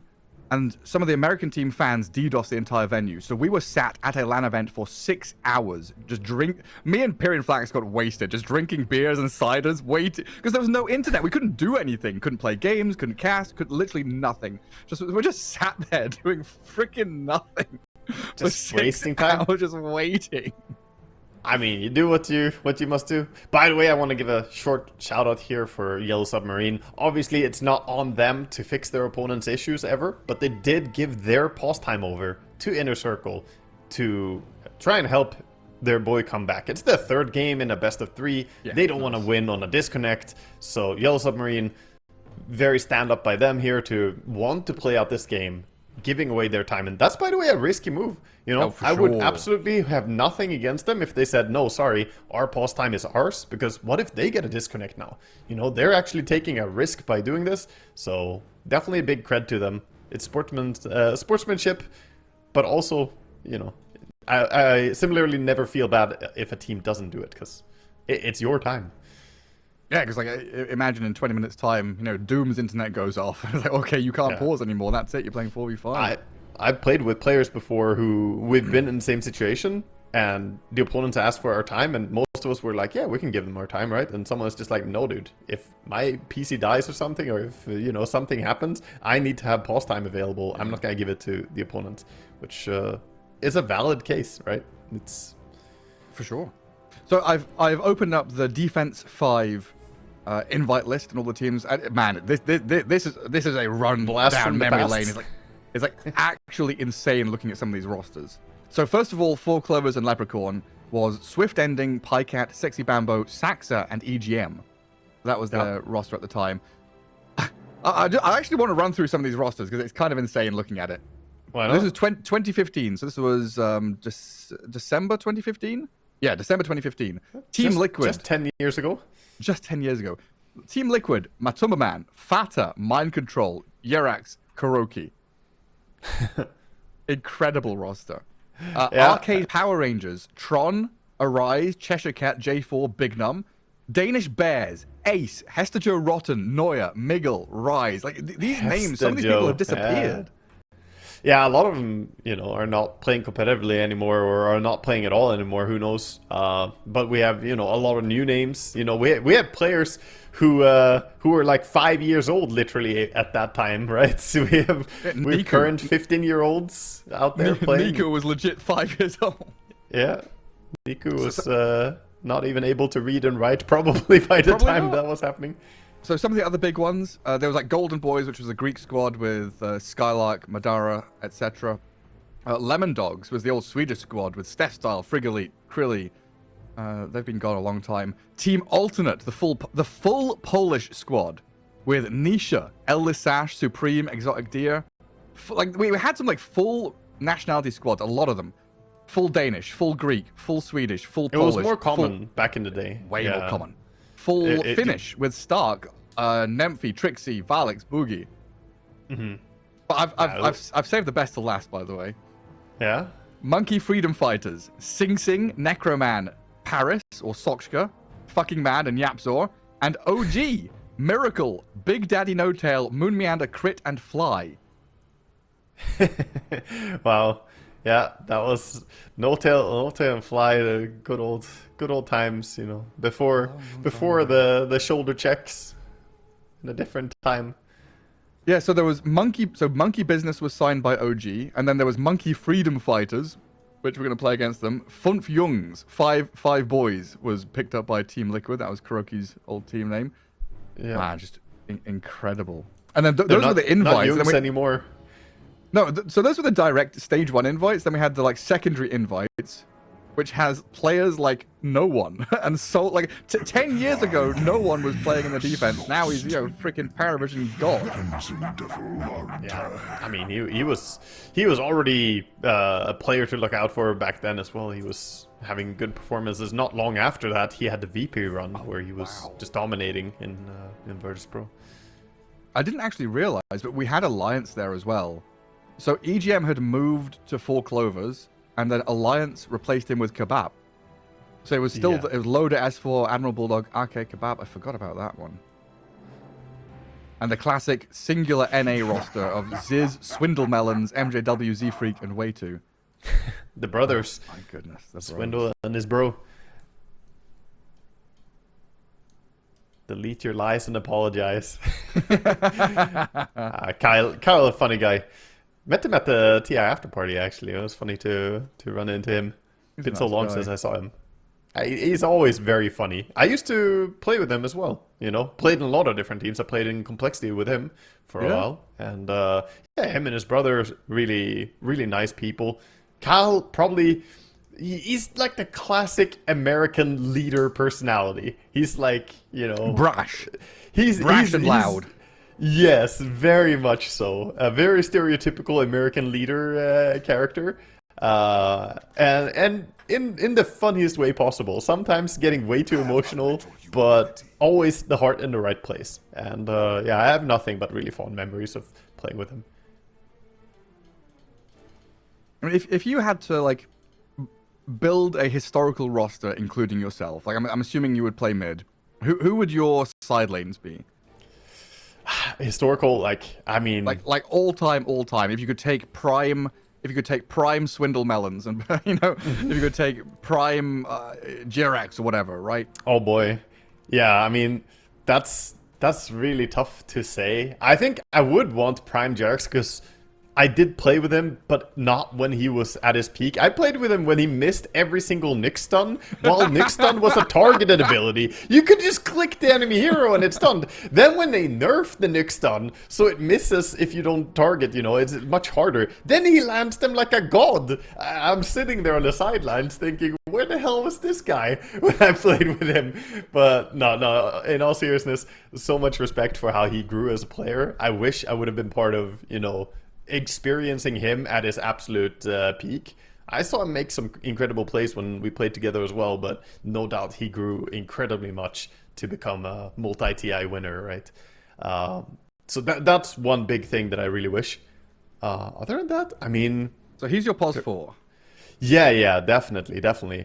You know what? I always thought and always respected Ice for his creativity on the offlane. So just to be part of that, can you imagine Jerax and Ice popping off together on the offlane? Like, that would have been crazy. If you take Ice when he was legit the most creative, best offlaner. I mean, it was in a time when you didn't necessarily have a pos 4 with you in the lane. He played a lot in the solo offlane days. But yeah, Mr. Ice would have been fun to have in a team as well, because such a troll personality. As I think they're running low on pause time here. I'll come up with my pause 5 and my pause 1 as well. Yeah, I guess I realized what I really wanted from you was, players you had already played with. Not from. I guess it's a fun question to think about the whole pool, because then you get answers like Ice. But then, players that you had already been on a team with, but if you're able to take them at their peak prime. Like, would you play with Sing or?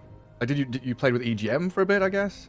Yeah, I did. I wonder for carry, because a lot of the teams I played with in the past as well, I was playing the carry, so I don't have a massive list of like carry players. So then maybe more so mid laners. I mean, I think Stormer, could have been mid and I could have been carry then if I was to create a dream team. So maybe Jerax, pos 4, I would play either on carry or Stormer would take carry and the other one playing the other role. And for offlane, out of players that I played with, a little bit tougher to answer, honestly. I think I'll give a shout out to the legend himself, Bambo, in that one. I think super creative player, and he was his Batrider and Broodmother will like live on forever. He, in the same Ice vein, he had a very creative approach to the game. Always his own read, which again led to, sometimes people not understanding and going the same direction. Because when you have players with a very, very strong vision of the game, it can lead to frustrations. But yeah, I think him and Jerax would also have been almost the same as Ice, honestly, in the shenanigans that we would have seen. So that would have been legendary, I think. I'm looking through your profile. You played for Druids very early in your career, but I don't see like any roster or anything like that. Do you remember who you played with on Druids? Oh, for sure. But Druids was a long time, but it was mostly friends and close acquaintances that didn't necessarily pursue Dota at a higher level. Gotcha. So a lot of those players, we won local events, but never really went pro on a bigger scale. And I had a lot of people reach out to talk to me asking why I even play with these people, and I told them I'm in it for the friendship and for the ride. Like, to me, Dota back then wasn't a career. It was just a thing, right? Dota was in a different place back then. It was never a career choice. So I didn't want to sell my friends just because at the time I had a higher chance to go into a higher level. Like, I had invites. I had some different teams that wanted me to play with them, but I didn't want to ditch my friends for that. So, yeah, ultimately, many of them didn't pursue, I guess, higher end play. Yeah, because looking at Druids here, the only player they've got is Lao Wai, and I have no idea who that is. No one else listed. Yeah. But it looks like we've resumed the game. All the pause time is up. Troll is not in the game. He has disconnected with no internet, which is a very unfortunate situation. So we're currently 4v5. Yellow Submarine have that advantage now, and there's nothing anyone can do about it. If you play Warlock, you essentially play Warlock and then a hero along with it when you ulti. So now he's playing Warlock and a hero along with it before he has ulti. It's, not too different. He just has to micro troll. Poor Flacco has to take over there. But yeah, this is pretty desperate times for him as the 4v5. And no one enjoys spots like this. Like, everyone involved is like, this just fucking sucks. This is shit, Yeah. But we can't be sat here for we hours pray waiting that to he will come back. reconnect. Contesting Wisdom Shrine, though, there's a setup defense being made by Inner Circle to turn on the Lesh, but with Bottega diving, the Tusk is about to die. Hakoda is traded out for it, though, as the Lash Strike also gets blasted, and in fact, the trade-out favors Inner Circle. They get the Shrine, they get some kills, defended their land, and Bottega's Doom gets finished off by Dual Raise. Who needs Troll Warlord? Yeah, good connection by Dual Race there. TPing in on Nature's Prophet, gets behind people, doing a lot of damage, turning that fight around. It started out pretty good for Yellow Submarine, but just because they're outnumbering Inner Circle right now, they cannot underestimate them. Absolutely not. So who do you reckon it's Warlock controlling the Troll? It's mostly Warlock, and then whoever dies probably will take over in case you have a longer death time later on. But we're so early in the game. Right now, if you die, you're dead for like 10 seconds and you're back again. Just basically hoping that he reconnects at some point. But they'll make another aggressive play top. Snowball into TP from the Prophet. Stampede is there to disengage, but Bottega dropping low to the Spirit Vessel out of Dual Raise. Another swift kill, very well set up through the Magnus and the Tusk. Dire's top tower is under attack. And then straight into tower push. Yeah, they're trying to extend their advantage a little bit. They won the last two fights. Good moves by Nature's Prophet activating with the Spirit Vessel. Tusk running into a Silencer. TP on cooldown for Nature's Prophet though, so I'm not going to be able to join him right now. And while microing the troll is fine, and if you keep getting last hits, the problem is going to be you can't buy items. He's still disconnected. And, you can micro all you want, but ultimately, it will be a problem. There we go, he's back. Okay, we've actually got a game. the joy of the players as they're like, he's back, finally. And he's running in literally a circle trying to orient himself on the map like, okay, what's going on? Okay, I have my tower. We're leading? We're ahead? You guys got kills without me? He's overjoyed right now. He probably thought that things would have, evolved in or devolved in something way worse. Yeah, I mean, honestly, we weren't that far away from, like a 15-minute GG, right? That's like absolutely on the horizon if you're in this kind of situation. If you can't buy items, he had to reconnect and he did it now. So hopefully he stays in the game. We have threats of a TP top, but not gonna commit with a full send. And also then the change in perception of Yellow Submarine, right? They've gone from this, okay, he's disconnected, we're pausing, the pause is over, he's probably not disconnecting, we're ahead in terms of numbers, in terms of expected value out of this game, we're ahead. And now all of a sudden, wait, hang on, it's not just an even game, but they are winning. Yeah, and the snowball, not gonna be enough to bring down the Batrider. Nature's Prophet doesn't really want to TP for that because, of course, the Sprout doesn't do too much. He would just run out of it.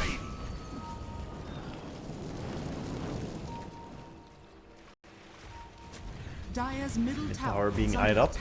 Right, everyone's here to defend and attack this mid tower. Silencer and back and drag the wave and protect it through that. Tusk and Warlock sitting here mid.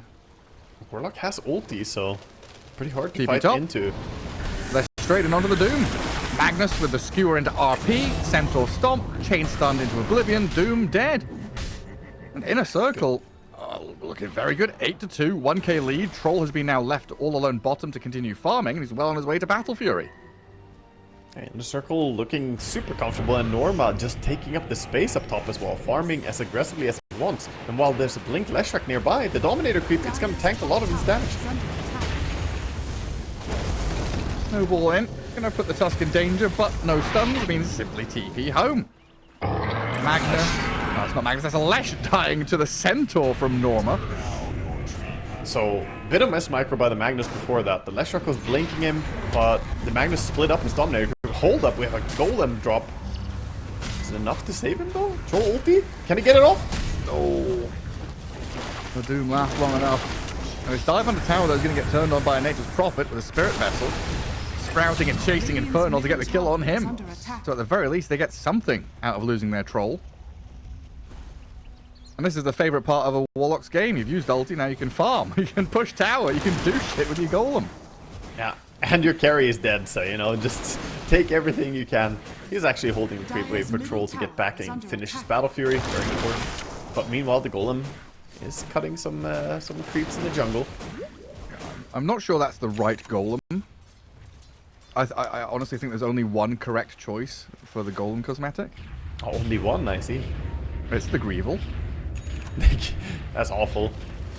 It's the best one. It's so ugly and fat and, I don't know, just ugly.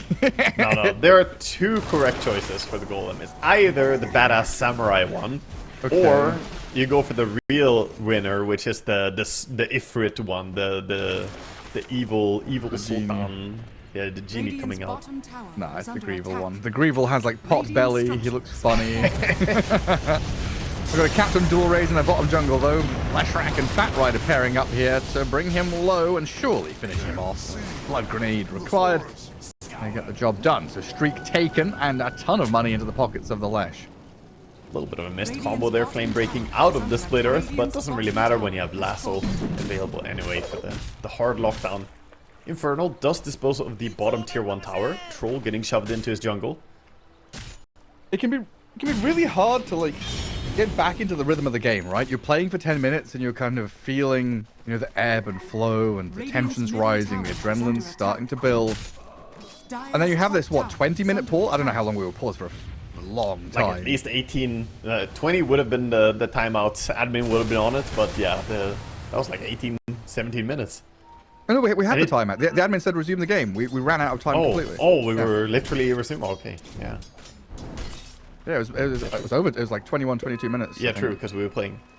Yeah, sorry. The pause throws my mind entirely as well. That's what I'm saying. It happens. It happens in any game. Oh no, Doom. This is not safe. Don't go for it. Oh, too late. He's gonna get snowballed. Shard block. Global comes out with the Stampede to protect him. Wow. That is some real bailout by his team. Gets him to safety. Required. And then mid lane, the quick shift in to play on that tier 1 tower is here from the Centaur with his Helm creep. Leshrac grabs an Arcane Rune top spot, but this is a setup from the Warlock to drop the Golem onto Centaur, knowing that Stampede and Global are both down. The Fatal Bonds, the damage out of the tag team out of Tusk. Plenty to kill the Centaur off. Very nice. I'm gonna go immediately for the mid tower themselves. We see the importance of fighting for these mid towers. And now with Global and Stampede on cooldown, Centaur being dead anyway, looks like Radiant should be able to just get this tower. They are coming in with the defense though. Blink on Lesh is available. Magnus going fishing, but Koda not getting hooked into it. And then Leshrac comes across the stun. Catch the Nature's Prophet, doom him up. But Morel may be in danger himself, trapped in the shards and turned on quickly. Trading out mid for mid. Warlock, though, is going to be dead, while Fernand's being eyed up by the Sayosh Batrider. 4 stacks of napalm, maybe a deny on the creeps or a snowball, but that was 2 seconds away from cooling down. So it's a Batrider kill, 3 in a row for Yellow Submarine.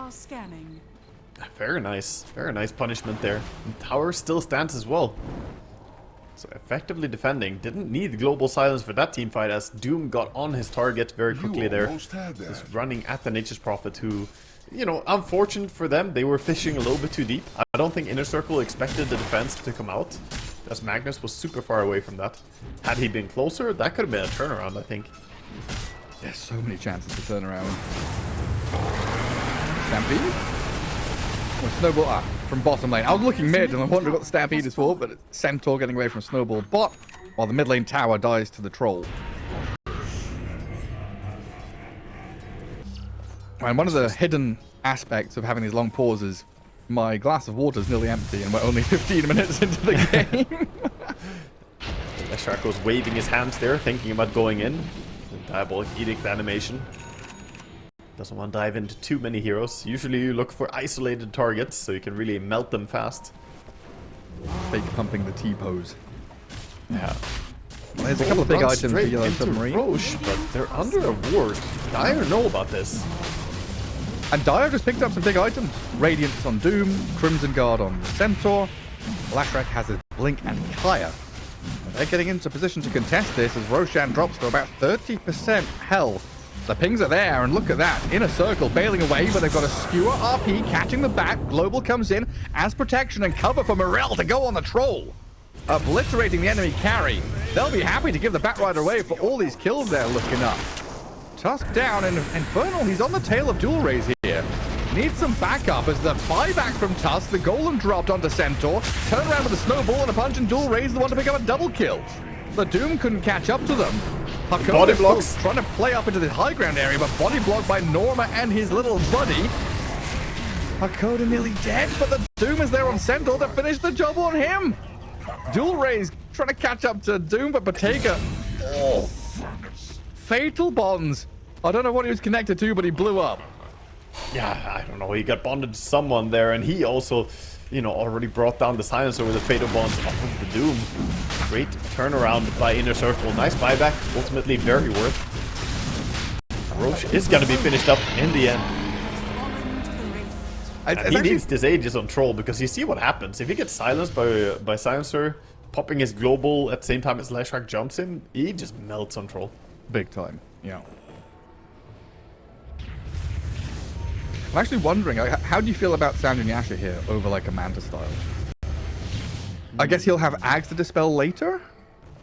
Yeah, but Axe is also a little bit tricky because it doesn't dispel the global silence. It is a great Sanjiasha game. It's insanely good, but you want a dispel as well. So BKB, Sanjiasha, I think at that point you're pretty fine, and then maybe get yourself like a, you know, Satanic later on. You're gonna need a lot of dispels. Dire are scanning. You're playing against the Batrider and Silencer. It's very necessary. Yeah. Yeah, SNY, you can understand it. Against Doom, against Centaur Stun, against Lasso, it's just amazing. Radiant's bottom tower is under attack. Though I will say, against Batriders, quite often Manta Style is better than Sanjiasha. Because you just panic button that Manta Style when you get blinked. And sometimes they lasso an illusion instead, or sometimes they don't lasso anything at all. It can work very well defensively. Smoking under a ward. The smoke has been seen. As Magnus and Warlock walk together. They shouldn't connect to anything. Sometimes my brain is just so stupid. I'm sat here like, why can't he dispel global silence with Aghanims on Troll? Like, yeah, ponder me that. Spells while he's silenced, you're an idiot. Yeah, it's a funny one. Michael, brain, please, just once, just catch up to the.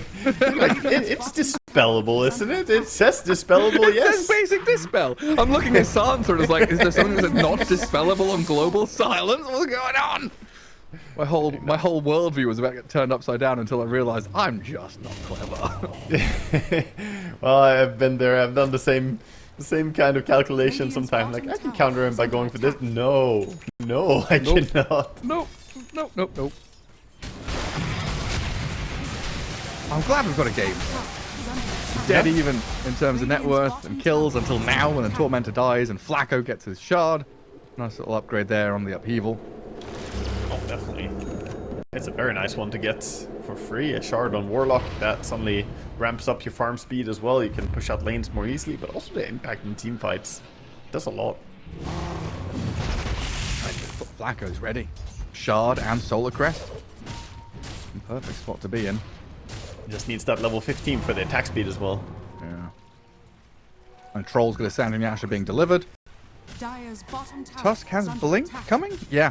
Yeah, his inventory looked very short of an item, but that's because Blink was on the courier coming to him now.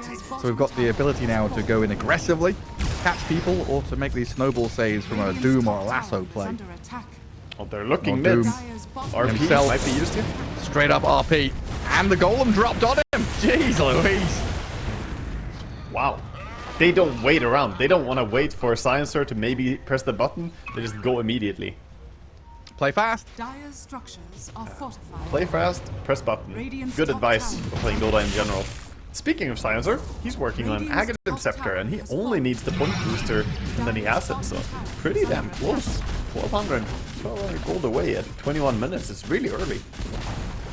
Dire's bottom tower has fallen. Dire's middle tower is Doesn't under attack. protect the Flash Rack, Radiant's unfortunately. top tower is under attack. I'm trying to go for that Wisdom Shrine. Picked off for it. And now Yellow Submarine pretty heavily on the back foot all of a sudden. The timing As hit by much- Inner Circle here is being very imposing. As much as I like the idea of this Bloodstone on Leshrac, I think it's a mistake. I think this Ghost Scepter into BKB would have been stronger. It's what we've seen almost every single Leshrac do, right? Thinking back the difference on his Leshrac, just owning with it. I fear this Bloodstone is not really it.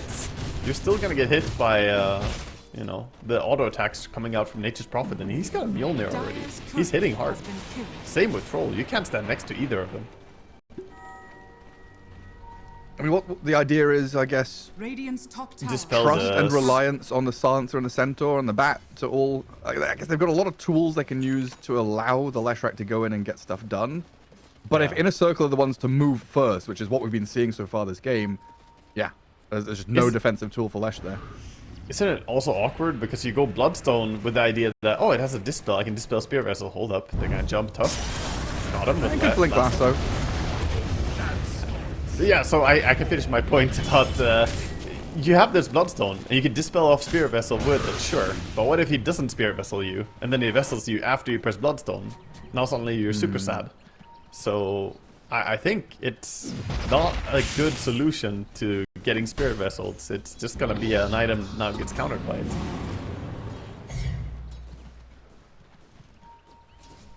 Yeah, especially if there's no other Dispel. Like no one's buying a Lotus Orb or anything like that. It's not happening. Because like it's Spirit there- Vessel it's and being- Fatal Bonds. It's being purchased by Centaur, but it's a long way away. He just got his Blink Dagger, so he needs to keep farming for a while.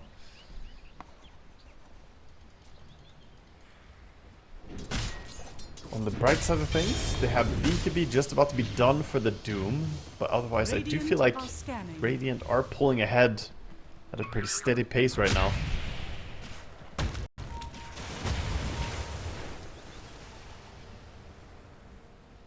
And Lotus Orb on the Magnus. It's gonna go on the Batrider. Of course, Sayer should try and Firefly away, but in comes Tusk and Nature's Prophet, both gap closing very quickly on him. No way out. At least he finds all his opponents. They're gonna find a ward as well though, dewarding him.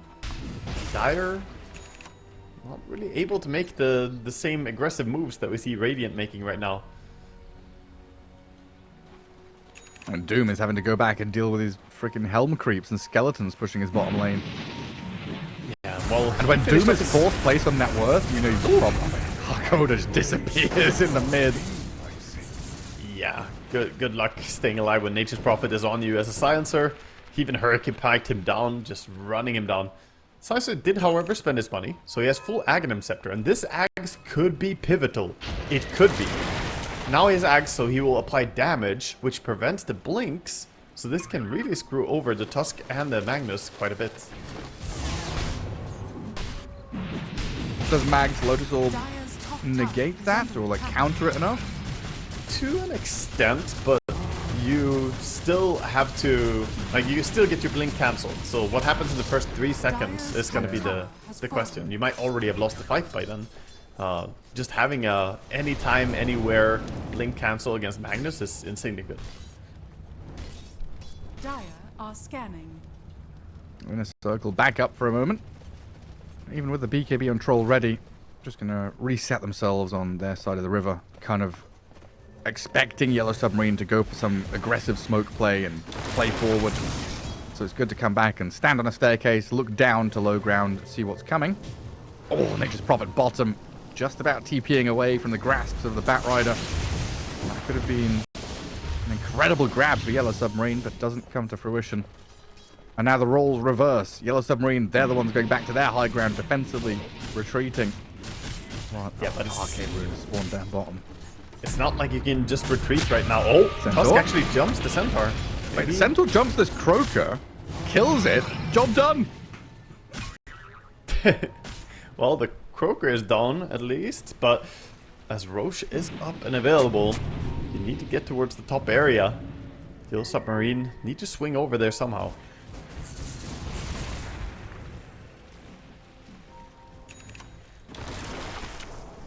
There's a pretty domineering force if Yellow Submarine are able to get in there with vision.